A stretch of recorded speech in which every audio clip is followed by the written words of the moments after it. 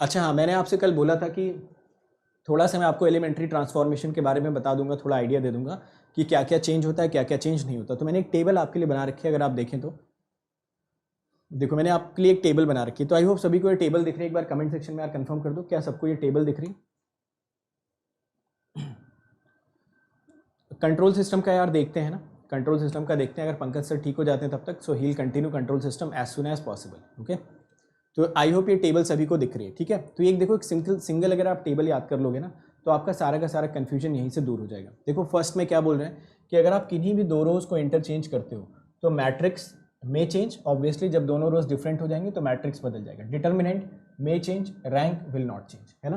तो रैंक आपकी चेंज नहीं होती जब भी आप दो रोज को इंटरचेंज करते हो। फिर उसके बाद अगर आप किसी एक पर्टिकुलर रो को के टाइम्स आर आई से रिप्लेस करते हो, ठीक है, तो आप किसी पर्टिकुलर रो को के टाइम्स आर आई से रिप्लेस करते हैं तो ऑब्वियसली मैट्रिक्स तो चेंज हो जाती है, तो डिटर्मिनेंट भी चेंज हो जाएगा, बट रैंक पे कोई फर्क नहीं पड़ता है। फिर उसके बाद मैंने बोला अब अगर आप किसी रो को आर आई प्लस के आर जे से, ये आर आई के आर आई लिखा होगा, ठीक है, अगर आप इसको आर आई प्लस के आर जे से रिप्लेस करोगे तो जाहिर सी बात है मैट्रिक्स तो चेंज हो जाएगा, बट इस केस में डिटर्मिनेंट नहीं चेंज होता है ना, और रैंक भी चेंज नहीं होती। तो देखो बड़ी ही अच्छी टेबल जिसमें आपके सारे के सारे कन्फ्यूजन्स के आंसर मैंने ऑलरेडी कंपाइल कर दिए। सेम चीज़ आप कॉलम के साथ कर लो, दो कॉलम्स को इंटरचेंज करोगे, मैट्रिक्स चेंज हो सकता है अगर दोनों कॉलम्स डिफरेंट हैं, डिटर्मिनेंट चेंज हो सकता है अगर दोनों कॉलम्स डिफरेंट है, रैंक पे कोई फर्क नहीं पड़ता। वैसे ही किसी एक पर्टिकुलर सी आई को अगर आप के सी आई से रिप्लेस करते हैं, मतलब किसी कॉन्स्टेंट से मल्टीप्लाई करके रिप्लेस करते हो, तो डिटर्मिनेंट चेंज होगा, मैट्रिक्स चेंज होंगे, रैंक पे कोई फर्क नहीं पड़ता है। उसके अलावा अगर आप अपने सी आई को किसी सी आई प्लस के सी जे से रिप्लेस करते हैं तो आपका मैट्रिक्स तो चेंज होता है, बट डिटर्मिनेंट यहाँ पे सेम रहता है ना। तो ये सेम वाली दोनों जो चीज़ें हैं ना, इसको आप थोड़ा केयरफुली देख लीजिए। सभी लोगों को समझ में आ गया ये पॉइंट, है ना। तो आई होप सभी को ये पॉइंट समझ में आ गया। दूसरी इंपॉर्टेंट चीज़ जो मैंने आपको यहाँ पे बताई कि जो भी रो या जो भी कॉलम अंडर ट्रांसफॉर्मेशन है उसको आप इमीडिएटली यूज़ नहीं करते। और चौथी इंपॉर्टेंट बात होती है कि कभी भी रो और कॉलम ऑपरेशन को साइमल्टेनियसली नहीं लगाती, मतलब एक स्टेप में रो लगा लो अगले में कॉलम लगा लो ऐसा चलेगा, बट एक साथ आप रो और कॉलम ऑपरेशंस नहीं लगा सकते। तो hopefully everyone is understanding this point, ठीक है। ओके, बोल तो दिया यार, रात में ही होगी क्लास, कितनी बार बोलूँ, बोल दिया यार। क्लास अभी आपकी 10:30 PM पे ही चलेगी, ठीक है, फाइन। तो I think this point is clear to everyone. बाकी इसमें 2-3 पॉइंट्स मैंने आपके लिए और ऐड कर रखे हैं जो अब मैं पीडीएफ शेयर करूंगा, तो आप अगर चाहो तो पढ़ सकते हो। और जैसा कि मैं पहले भी बोल रहा था कि ऑलरेडी क्रैश कोर्स में ये सारे पॉइंट्स बहुत डिटेल में बहुत इलेबरेट तरीके से मैंने समझाए थे, तो वहाँ चाहे पीडीएफ पढ़ के आ जाओ, चाहे उन वीडियोस को आप 2x स्पीड में देख के आ जाओ, ताकि आपको ये सारे के सारे सेशंस में प्रॉब्लम सॉल्विंग स्किल डेवलप करने में ज़्यादा दिक्कत नहीं हो, ठीक है। चलो, तो आई थिंक कल हम लोग इस वाले क्वेश्चन पे रुके थे, सभी लोगों ने ये क्वेश्चन प्रैक्टिस कर लिया होगा, ठीक है, सभी लोगों ने ये क्वेश्चन प्रैक्टिस कर लिया होगा। आइए देखते हैं, इस क्वेश्चन में बोल रखा है कि the rank of a 3x3 matrix found by multiplying this and this. तो मैंने आपको कल की क्लास में बताई भी थी एक प्रॉपर्टी कि अगर आप किसी रो मैट्रिक्स को कॉलम मैट्रिक्स से मल्टीप्लाई करते हो, तो अगर आप किसी भी रो मैट्रिक्स को कॉलम मैट्रिक्स से या वाइसी वर्सा मल्टीप्लाई करते हो so that their multiplication is possible, तो रैंक वहाँ पे हमेशा क्या बनती है, रैंक हमेशा वहाँ पे बनती है या तो 0 या तो 1। ऑप्शन में देखो 0 का भी ऑप्शन दे रखा है, 1 का भी ऑप्शन दे रखा है, बट क्वेश्चन में उसने बोल रखा है कि जो कॉलम है वो कैसा है, नॉन जीरो, और रो कैसा है, नॉन जीरो। तो अगर दोनों ही नॉन जीरो हैं तो उस केस में आंसर अपना कितना हो जाना चाहिए, देखिए अगर दोनों ही नॉन जीरो हैं तो आंसर कितना हो जाना चाहिए, 1, ठीक है। अगर दोनों ही जीरो होते तो आंसर क्या हो जाता, फिर जीरो हो जाता, विच इज़ अनडिफाइंड, है ना। रैंक जीरो का मतलब होता है कि रैंक इज अनडिफाइंड। चलिए आते हैं अगले क्वेश्चन की तरफ। अच्छा, आज के क्वेश्चन में भी पूरे पूरे कॉन्सेंट्रेशन के साथ, पूरे फोकस के साथ टारगेट रखते हैं कि 2 घंटे में 60 क्वेश्चन हम लोग कंप्लीट कर पाते हैं, और फटाफट सारी चीज़ें क्वेश्चंस के थ्रू ही रिवाइज करते हैं, क्योंकि क्वेश्चन के थ्रू रिवाइज किया हुआ पोर्शन हम कभी भी भूलते नहीं हैं। क्वेश्चन के थ्रू जो चीज़ें रिवाइज होती हैं वो हमें लंबे समय तक याद रहती है। तो पूरी की पूरी थ्योरी को आप ऐसे समझो मैंने क्वेश्चंस के फॉर्मेट में कन्वर्ट कर लिया ताकि सीक्वेंशियली आपका सब कुछ रिवाइज भी हो जाए। चलो इसका आंसर बताओ। ये क्वेश्चन में दे रखा है x1 x2 x2, तो ये कैसा मैट्रिक्स हो गया आप बताएंगे? दिस इज रो मैट्रिक्स, ठीक है, ये हो गया रो मैट्रिक्स। अब ये बोल रहा है जब भी कोई रो मैट्रिक्स की आप बात करते हो n tuple non zero vector, तो ये बोल रहा है कि ये वेक्टर कैसा है, नॉन जीरो, तो इसका रैंक कितना हो जाएगा,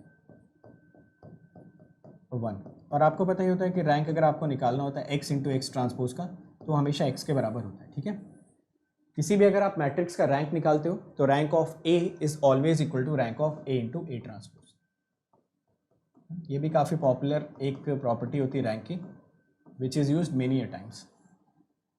ठीक है, ऐसे कर सकते हो या मल्टीप्लाई करके बोल सकते हो आप कि जब x इंटू एक्स ट्रांसपोज करोगे तो एक रो मैट्रिक्स एक कॉलम मैट्रिक्स मल्टीप्लाई होगी, और जब भी एक row matrix column matrix multiply करते हो आप, provided multiplication is possible, rank is either 1 or 0, क्योंकि ये नॉन जीरो वेक्टर था तो रैंक आपका अपने आप कितना हो जाएगा, यूनिटी। समझ गए ना सभी लोग? तो इसका रैंक कितना हो जाएगा, 1। आते हैं अगले क्वेश्चन पे।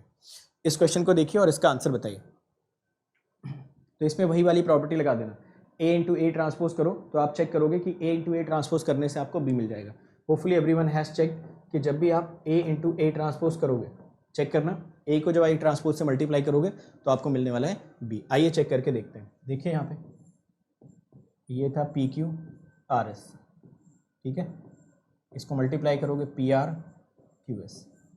तो जब भी आप इसको मल्टीप्लाई करोगे तो देखो आपको क्या मिलेगा, P square plus Q square P R plus Q S. Session को यार शेयर भी कर दो सभी लोग।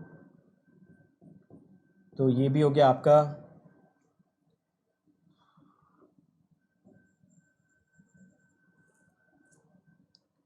This is P R plus S Q, वही Q S, and this is R square plus S square. ठीक है ना? तो आप चेक कर लीजिए। तो आपने चेक किया कि असल में ए और ए ट्रांसपोज को जब मैंने मल्टीप्लाई किया तो मुझे मिला ये। तो अभी मैंने बताया कि रैंक ऑफ ए अगर क्वेश्चन में कितना मेंशन कर रखा एन, तो rank of A into A transpose भी कितना हो जाएगा 1, which is nothing but rank of. तो बताते भी जाना, आपको समझ में आता जाएगा, कमेंट सेक्शन में सभी लोग बताते भी जाएंगे। तो ऑप्शन इसमें करेक्ट कौन सा हो जाएगा, सी ऑप्शन। तो इस बहाने हमने रैंक की कौन कौन सी प्रॉपर्टीज़ देख ली। इस बहाने हमने रैंक की प्रॉपर्टी देखी, जो सबसे इंपॉर्टेंट प्रॉपर्टी रैंक की, कि जब भी आप ए का रैंक निकालते हो या फिर ए इंटू ए ट्रांसपोज की रैंक निकालते हो, दोनों ही रैंक आपको हमेशा कितनी मिलती है, सेम। बाकी और रैंक की जो प्रॉपर्टीज़ है वो ऑलरेडी हम लोग उसमें इंक्लूड कर चुके हैं, आप वहाँ से जाके एक बार गो थ्रू कर सकते हो। एटलीस्ट पीडीएफ तो देख के आई जाओ, या फिर वीडियो को भी अगर 2x स्पीड में देख लोगे तो भी काम चल जाएगा, तो भी आप ये सारे के सारे क्वेश्चन कर सकते हो। हालांकि क्वेश्चन में मैं सारे कॉन्सेप्ट दोबारा आपके लिए रिपीट भी कर रहा हूँ। आइए चलते हैं अगले सवाल की तरफ। अगला क्वेश्चन देखिए, और अगले क्वेश्चन में मैं आपको समय देता हूँ 1 मिनट का। तो विद इन 1 मिनट ये क्वेश्चन क्रैक हो जाना चाहिए। ये जो यहाँ पे घड़ी चल रही है इसका प्रेशर आपके ऊपर पड़ना चाहिए, है ना। चेयर टेबल पे बिल्कुल अटेंटिव होकर बैठो, स्क्रीन पे आपका फोकस होना चाहिए और दूसरा फोकस होना चाहिए आपका अपनी कॉपी पे। तो टाइमर का प्रेशर, ये स्क्रीन आपकी कॉपी, और विद इन 1 मिनट आपका आंसर निकल के आ जाना चाहिए।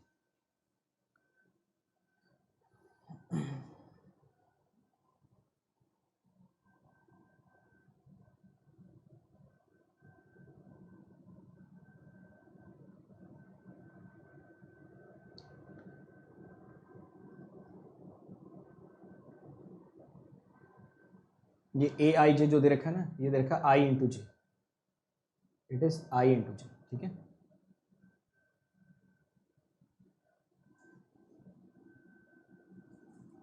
बोलिए।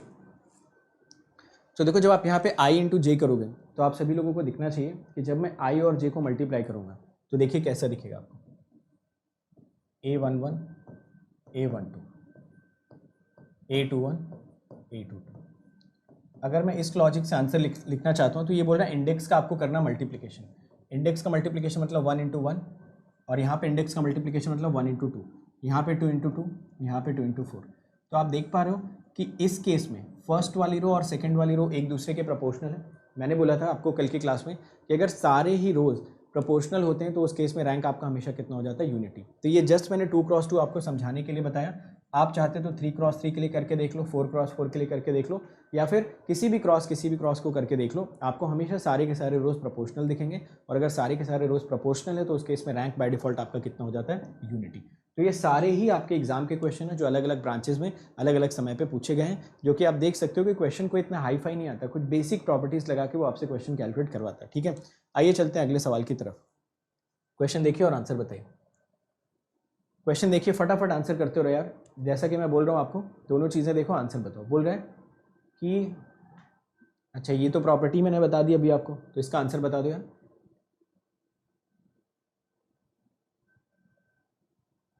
ए की रैंक दे रखी है 2, ठीक है। तो ए इंटू ए ट्रांसपोज की रैंक कितनी हो जाएगी। 2 घंटे में टारगेट अपना है कि हम 60 क्वेश्चन क्रैक करेंगे। मिनिमम 60 क्वेश्चन हम चाहते हैं कि आज की क्लास में कवर करना। तो उसमें दोनों साइड से कोऑपरेशन चाहिए, मेरे साइड से भी और आपके साइड से भी। सबका आंसर है what should be the answer, B option, है ना।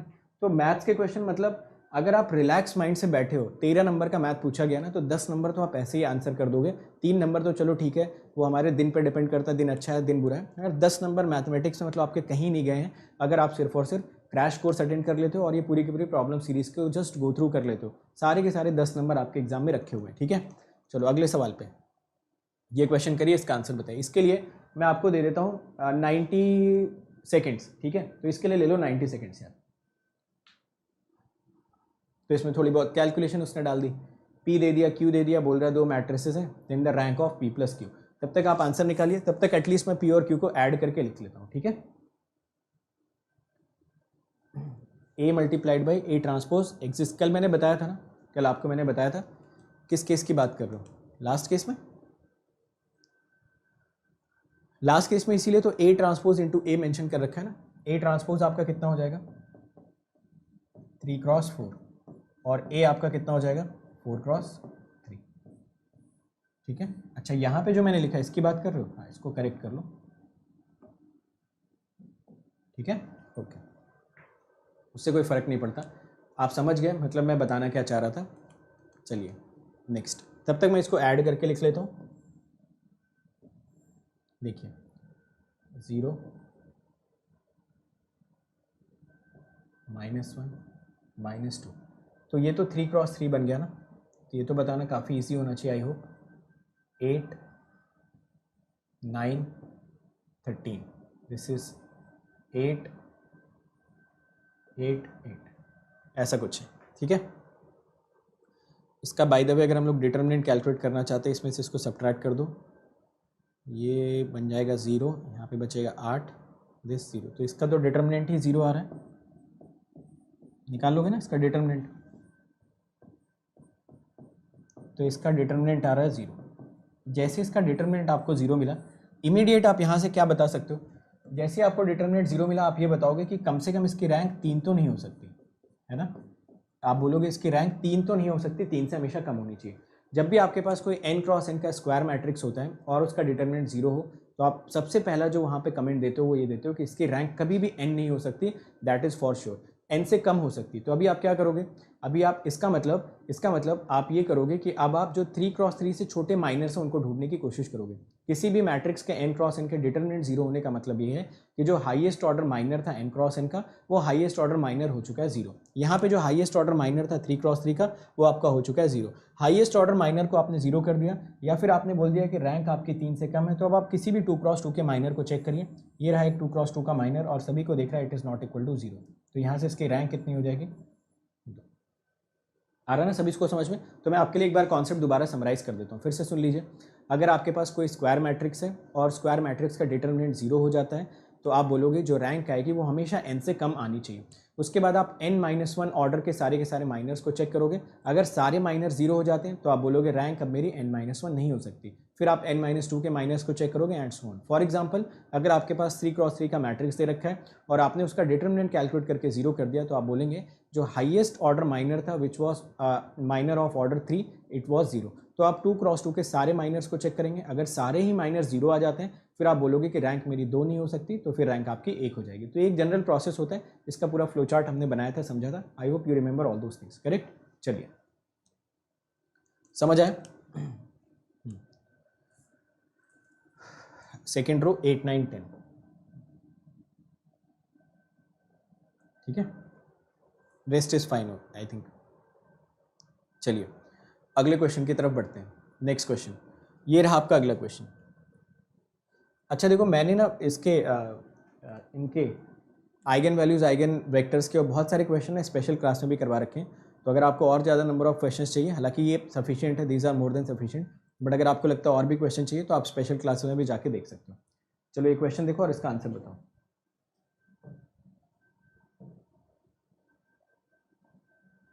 क्वेश्चन देखिए और इसका आंसर बताइए।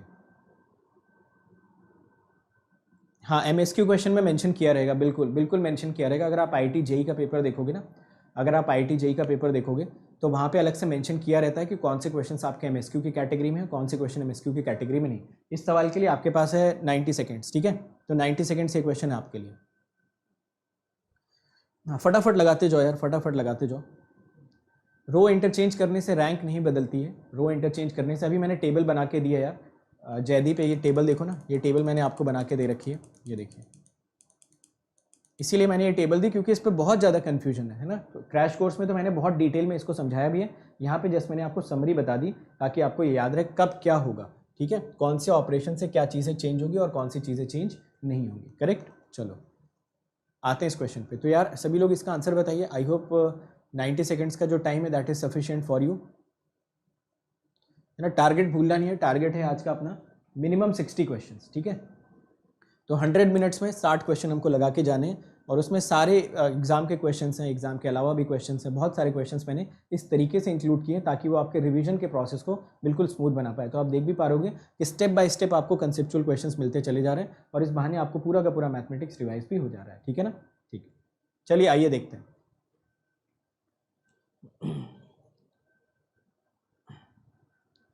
चलो मैं URL एक बार अपडेट करवा देता हूँ, ठीक है। चलिए आइए क्वेश्चन को देखते हैं। इसमें क्या बोल रखा है, द ए मैट्रिक्स दे रखा है, फिर आपसे पूछ रहा है the matrix A⁴ calculated by the use of कैले हैमिल्टन थ्योरम और अदरवाइज इज। अच्छा, तो मैट्रिक्स A⁴ की हमसे वैल्यू जानना चाहता है, वैल्यू कितनी होगी।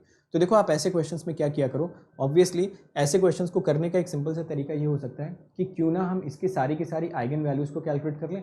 अगर हम सारी की सारी आइगन वैल्यूज़ को कैलकुलेट कर पाते हैं तो वहाँ से एटलीस्ट हम लोग एक कैरेक्टरिस्टिक इक्वेशन तो बना ही सकते हैं, और एक बार कैरेक्टरिस्टिक इक्वेशन बन जाती है तो कैले हैमिल्टन थ्योरम खुद ही बोलता है कि जो भी मैट्रिसेस होते हैं उनकी जो कैरेक्टरिस्टिक इक्वेशंस होती हैं उनको कोई भी मैट्रिक्स आपकी सेटिस्फाई करती है। तो जब भी आप कैरेक्टरिस्टिक इक्वेशन बनाते हो, what is characteristic equation, I hope everyone remembers कि ये होता है आपका characteristic equation. A minus lambda I का जो डिटर्मिनेंट इक्वल टू आप 0 करते हो, यहाँ से आपको मिल जाता है एक कैरेक्टरिस्टिक इक्वेशन। तो जितने भी आपके कैरेक्टरिस्टिक इक्वेशंस होती हैं वो सारी की सारी कैरेक्टरिस्टिक इक्वेशंस आपका मैट्रिक्स खुद ब खुद सेटिस्फाई करता है। तो अगर इस तरीके से जाओगे तो ऑब्वियसली ये थोड़ा सा लेंदी पड़ेगा। बेटर तरीका क्या होता है कैरेक्टरिस्टिक इक्वेशन बनाने का, आपको दिख ही रहा है कि ये आपका क्या यूटीएम अपर ट्रायंगुलर मैट्रिक्स है। तो यहाँ से आपको आइगन वैल्यूज डायरेक्टली दिख रही है। What are the eigen values that we are getting it from here. तो अगर आप आइगन वैल्यूज यहाँ से चेक करो तो आपको दिखनी चाहिए lambda equal to 1 -1 I minus I, है ना। तो ये वैल्यूज आपको दिख जानी चाहिए। तो इनकी मदद से आप खुद एक कैरेक्टरिस्टिक इक्वेशन बना लो। तो जब आप कैरेक्टरिस्टिक इक्वेशन बनाएंगे so this will give you lambda -1 lambda +1 lambda minus I lambda plus I, correct. इनको जब आप मल्टीप्लाई करोगे तो आई थिंक एक सिंपल सा इक्वेशन बन जाना चाहिए लैम्डा स्क्वायर -1 और लैम्डा स्क्वायर +1, या फिर आपको यहाँ से मिल जाएगा लैम्डा टू द पावर 4 -1। तो यहाँ से जो आपके पास एक कैरेक्टरिस्टिक इक्वेशन आई, that equation is coming out to be, ये देखिए ये जो इक्वेशन आपके पास आ रही वो आ रही lambda to the power 4 -1 equal to 0, या फिर आप लिख सकते हो lambda to the power 4 equal to 1। अब अगर यहाँ पे हम लोग CH थ्योरम लगा दें, कैले हैमिल्टन थ्योरम लगा दें, ठीक है। अगर ये थ्योरम लगा दें तो ये लैम्डा की जगह पे किसको आप रिप्लेस कर लेना, A को, और I की 1 की जगह पे आप इसको रिप्लेस कर लेना I को। तो अगर आप यहाँ पे कैले हैमिल्टन थ्योरम लगाते तो लैम्डा की जगह आप क्या रखने वाले थे, A, और 1 की जगह पे रख लेते I। तो A टू द पावर 4 की वैल्यू यहाँ से कितनी मिल जाती है आपको, I think this value should come out to be I। क्या पूछा था क्वेश्चन में, A टू द पावर 4 की वैल्यू,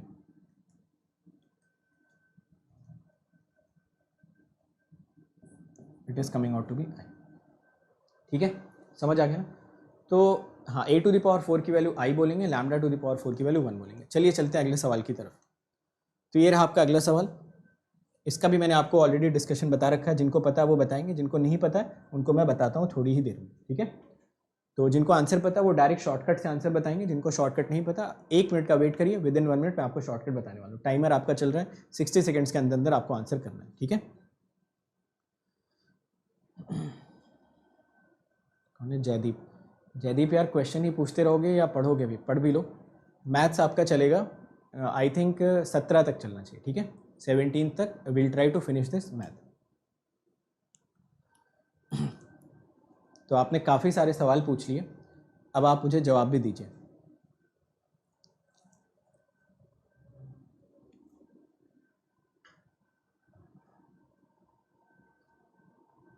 नहीं नहीं 001 नहीं, 001 नहीं, 001 नहीं यार, गलत बोल रहे हो तुम लोग। चलो देखो यहाँ पे मैं आपको समझा देता हूँ। देखिए अगर ऐसा आता है, ज़रा ध्यान से सुन लो मेरी बात, मैं क्या बता रहा हूँ आपको। आप कोई भी मैट्रिक्स अगर चेक करते हो,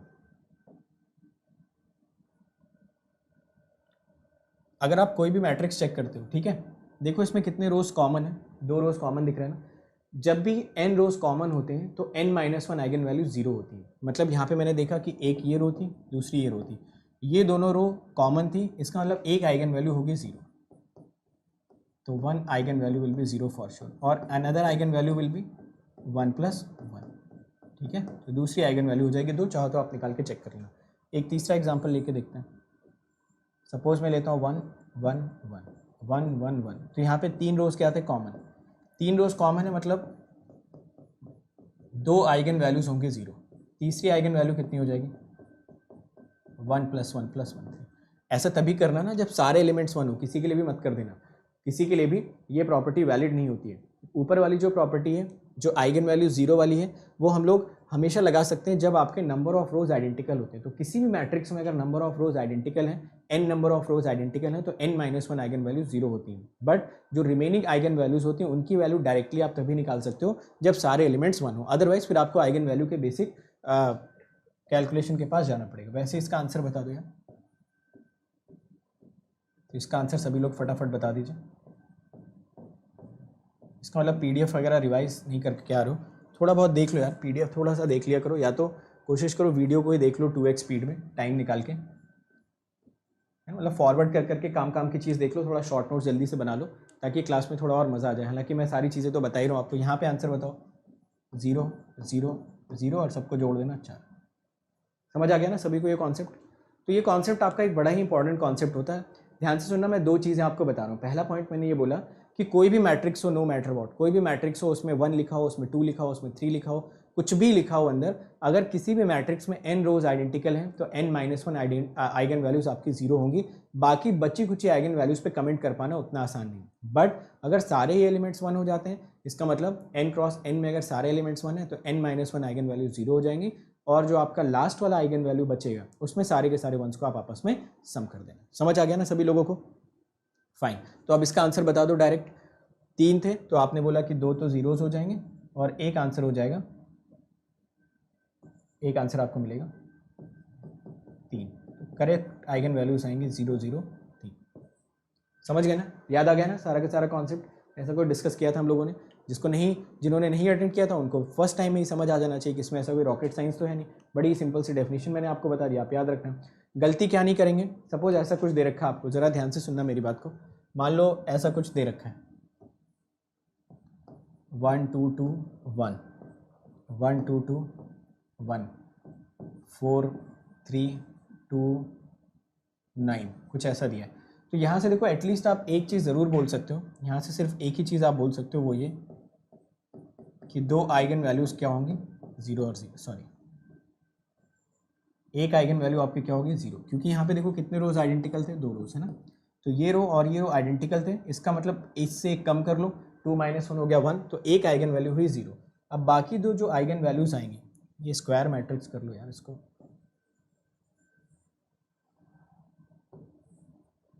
4 3 9 कर देते हैं, ठीक है।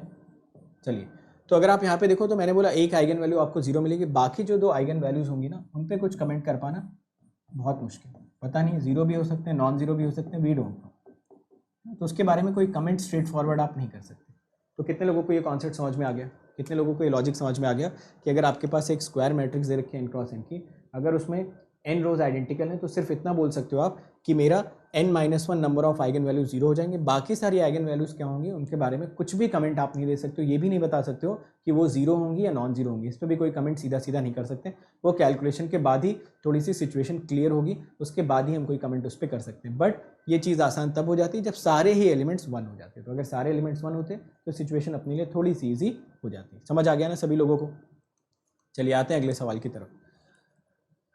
चलो देखो ये क्वेश्चन आंसर आपके पास है 60 सेकेंड का टाइम, फटाफट करते रहो यार। मैथ्स का मतलब होता है क्वेश्चन, क्वेश्चन देखो, क्वेश्चन दिखते ही दिमाग में कुछ ना कुछ आना चाहिए, कभी ना कभी पढ़ा हुआ है, कुछ ना कुछ याद आना चाहिए, उनको कोरिलेट करो।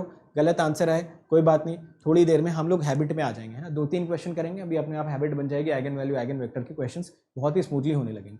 तो टाइम का भी ध्यान रखना, टारगेट का भी ध्यान रखना, 100 मिनट में 60 क्वेश्चन करने हैं, तो जल्दी जल्दी करते रहो, आंसर बताते रहो। बोल रखा है ये आइगन वेक्टर है, ठीक है, तो करेस्पॉन्डिंग आइगन वैल्यूज कितनी आनी चाहिए। ज़रा देखिए, 1 मिनट का टाइम लीजिए, फिर मैं आपको क्वेश्चन समझाता हूँ और ऐसे क्वेश्चंस को करने का एक सिंपल सा आपको ऑब्जर्वेशन भी बताता हूँ कि ऐसे क्वेश्चंस में आपको क्या करना चाहिए या फिर क्या सोचना चाहिए। तो 15 more seconds are left with you. तो कुछ लोगों का डी आंसर आ रहा है, कुछ लोगों का सी आंसर आ रहा है। Let us cross check what should be the correct answer. Answer देते जाओ यार सब लोग, घबराओ मत, गलत ही होगा ना, ज़्यादा से ज़्यादा सही करेंगे उसको। चलिए, आपको सभी लोगों को पता है कि आइगन वेक्टर का मतलब क्या होता है। तो यही होता है आइगन वेक्टर, चेक कर लीजिए। इसी इक्वेशन से आप आइगन वेक्टर को कैलकुलेट करते हो, यस और नो।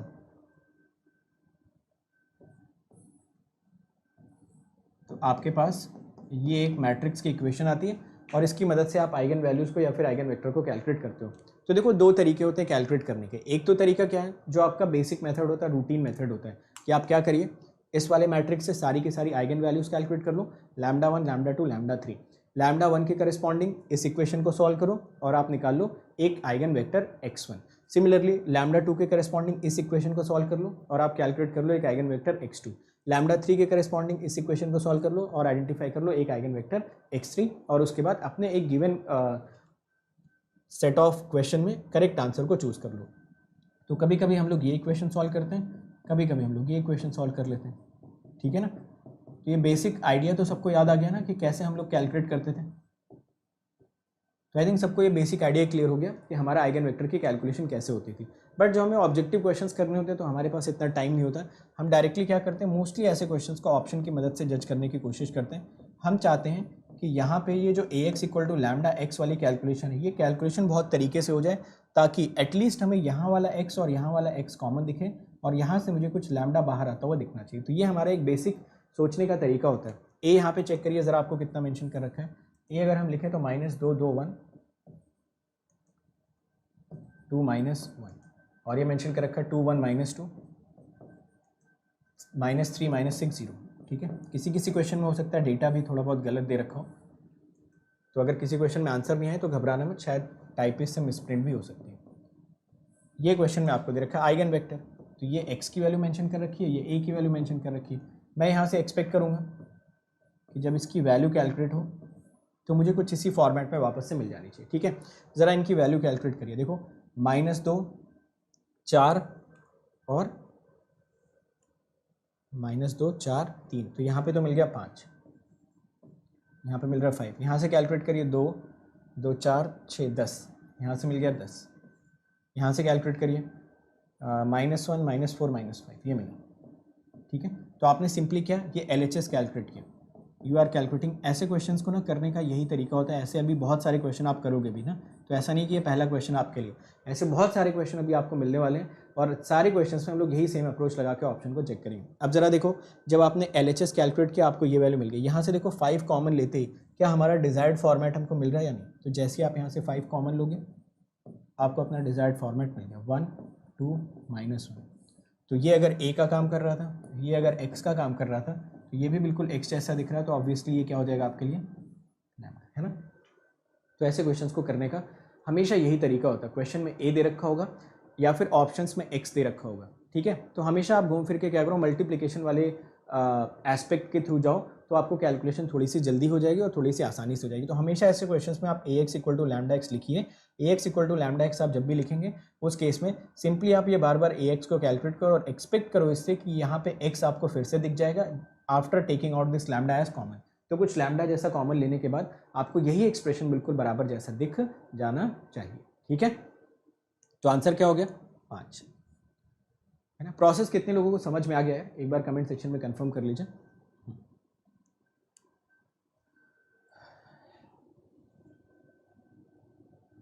एक बार क्वेश्चन कंफर्म कर दो if you are understanding this point.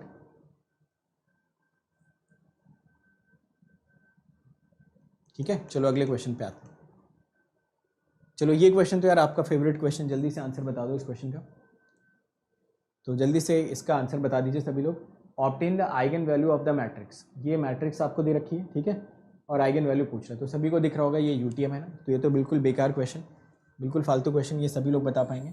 ये एक UTM, आइगन वैल्यूज हो जाएंगे 1 2 -2 -1, ए ऑप्शन। इसमें टाइम वेस्ट नहीं करते, this is just a very easy question. ठीक है, देखो जिसको जो डाउट है ना वो पूछते रहो बीच बीच में यार, है ना, क्योंकि मेरे पास कमेंट पढ़ते पढ़ते पढ़ाने का टाइम नहीं है, क्योंकि हमें अपना टारगेट भी तो कंप्लीट करना है ना। तो हमारा पूरा ध्यान होना चाहिए सवाल पे, कॉपी पे जो डाउट आ रहा है मैं बार बार उसको रिपीट कर रहा हूँ। उसके बाद भी कोई डाउट आता है तो आप कमेंट सेक्शन में लिख दो, अगर मैं पढ़ लूँगा तो मैं इमीडिएटली आपको क्लियर कर दूंगा, ठीक है। चलिए ये सवाल, अब इसमें भी वही लॉजिक लगाओ यार। इस क्वेश्चन में दे रखा है एक matrix one of the eigen values is equal to -2 which of the following can be eigen vector, ठीक है। तो ये क्वेश्चन आप सॉल्व करिए और इस क्वेश्चन को बताइए इसमें से कौन सा आइगन वेक्टर हो सकता है। तो मैं इस क्वेश्चन के दो तरीके आपको बताऊंगा, ठीक है। तो मैं इस क्वेश्चन के आपको दो तरीके बताऊंगा, एक तो आप डायरेक्ट करो, दूसरा तरीका मैं आपको समझाता हूँ। तो आप खुद जज करिए, खुद जज बनिए कि दोनों में से कौन सा तरीका आपके लिए बेहतर होगा या फिर कौन सा तरीका आपको सूट करता है, ठीक है। चलो, तो टाइम जैसा मैंने बोला 1 मिनट का टाइम आपके पास है, 1 मिनट में जो करना है कर लो, मल्टीप्लाई करना है मल्टीप्लाई कर लो। बट देखो ऐसे क्वेश्चंस में ना कभी कभी दिक्कत ये हो सकती है कि हो सकता है 4 बार मल्टीप्लिकेशन करना पड़ जाए, है ना, हो सकता है 4 बार मल्टीप्लिकेशन करना पड़ जाए। किस्मत अच्छी होगी तो ए ऑप्शन ही आंसर आ जाएगा। आइए देखते हैं, ये क्वेश्चन में मेंशन कर रखा अपने लिए ए, ये क्वेश्चन में मेंशन कर रखा एक्स, ठीक है।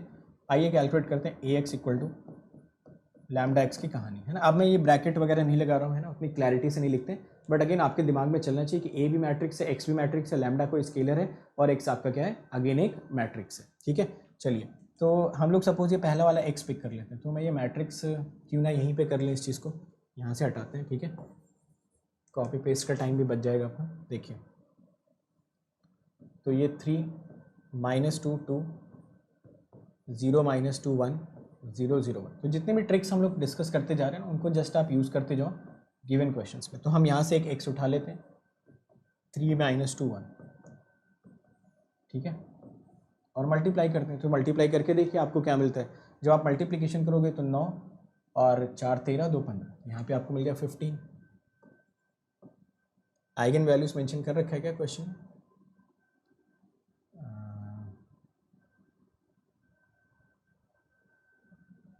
चलो चेक करते हैं। सेकेंड वाला देखो, सेकेंड में अगर आप देखोगे तो आपको मिलना चाहिए आई थिंक 5 एंड 6 और 8। ये डेटा ठीक है क्या? 0 0 1, एक्स हमने ले लिया 3 -2 1, ठीक है।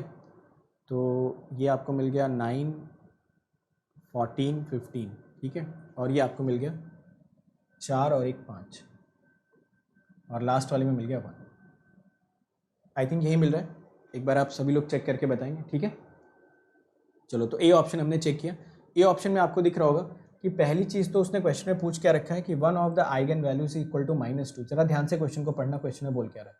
बोल रहा है कि एक आइगन वैल्यू -2 है, विच of the following is an eigen vector. तो इसमें से पूछ रहा है कौन सा इसमें से एक आइगन वेक्टर की तरह काम कर सकता है। तो जो आपने पहला ऑप्शन चेक किया, आप देख रहे होगे इसमें से अगर हम लोग 5 कॉमन लेते हैं, अगर सपोज यहाँ से 5 कॉमन ले भी लेते हैं, तो हमें यहाँ पे A x equal to lambda x वाली कहानी देखने को नहीं मिल रही है ना। देख लो, अगर बाय द वे हम 5 कॉमन लेना भी चाहते हैं तो हमें यहाँ पे ये ए तो दिख रहा है, ये एक्स दिख रहा है, मान लो इसको हम मान भी लेते हैं कि ये x1 है, तो ये कभी भी लैम्डा की तरह ट्रीट नहीं हो पाएगा। सबको ये पॉइंट समझ में आ गया? तो first point I hope everyone is understanding, ठीक है। चलिए, तो मैं दोनों मेथड बताता हूँ ना, जैसा कि मैंने बोला आप जज बनेंगे इसमें और आप बताएंगे कि कौन सा मेथड आपके लिए सबसे ज़्यादा सूट करेगा। चलो सेकंड वाला पिक करते हैं, सेकंड वाले में चेक करते हैं। सेकंड वाले के लिए आप क्या करोगे?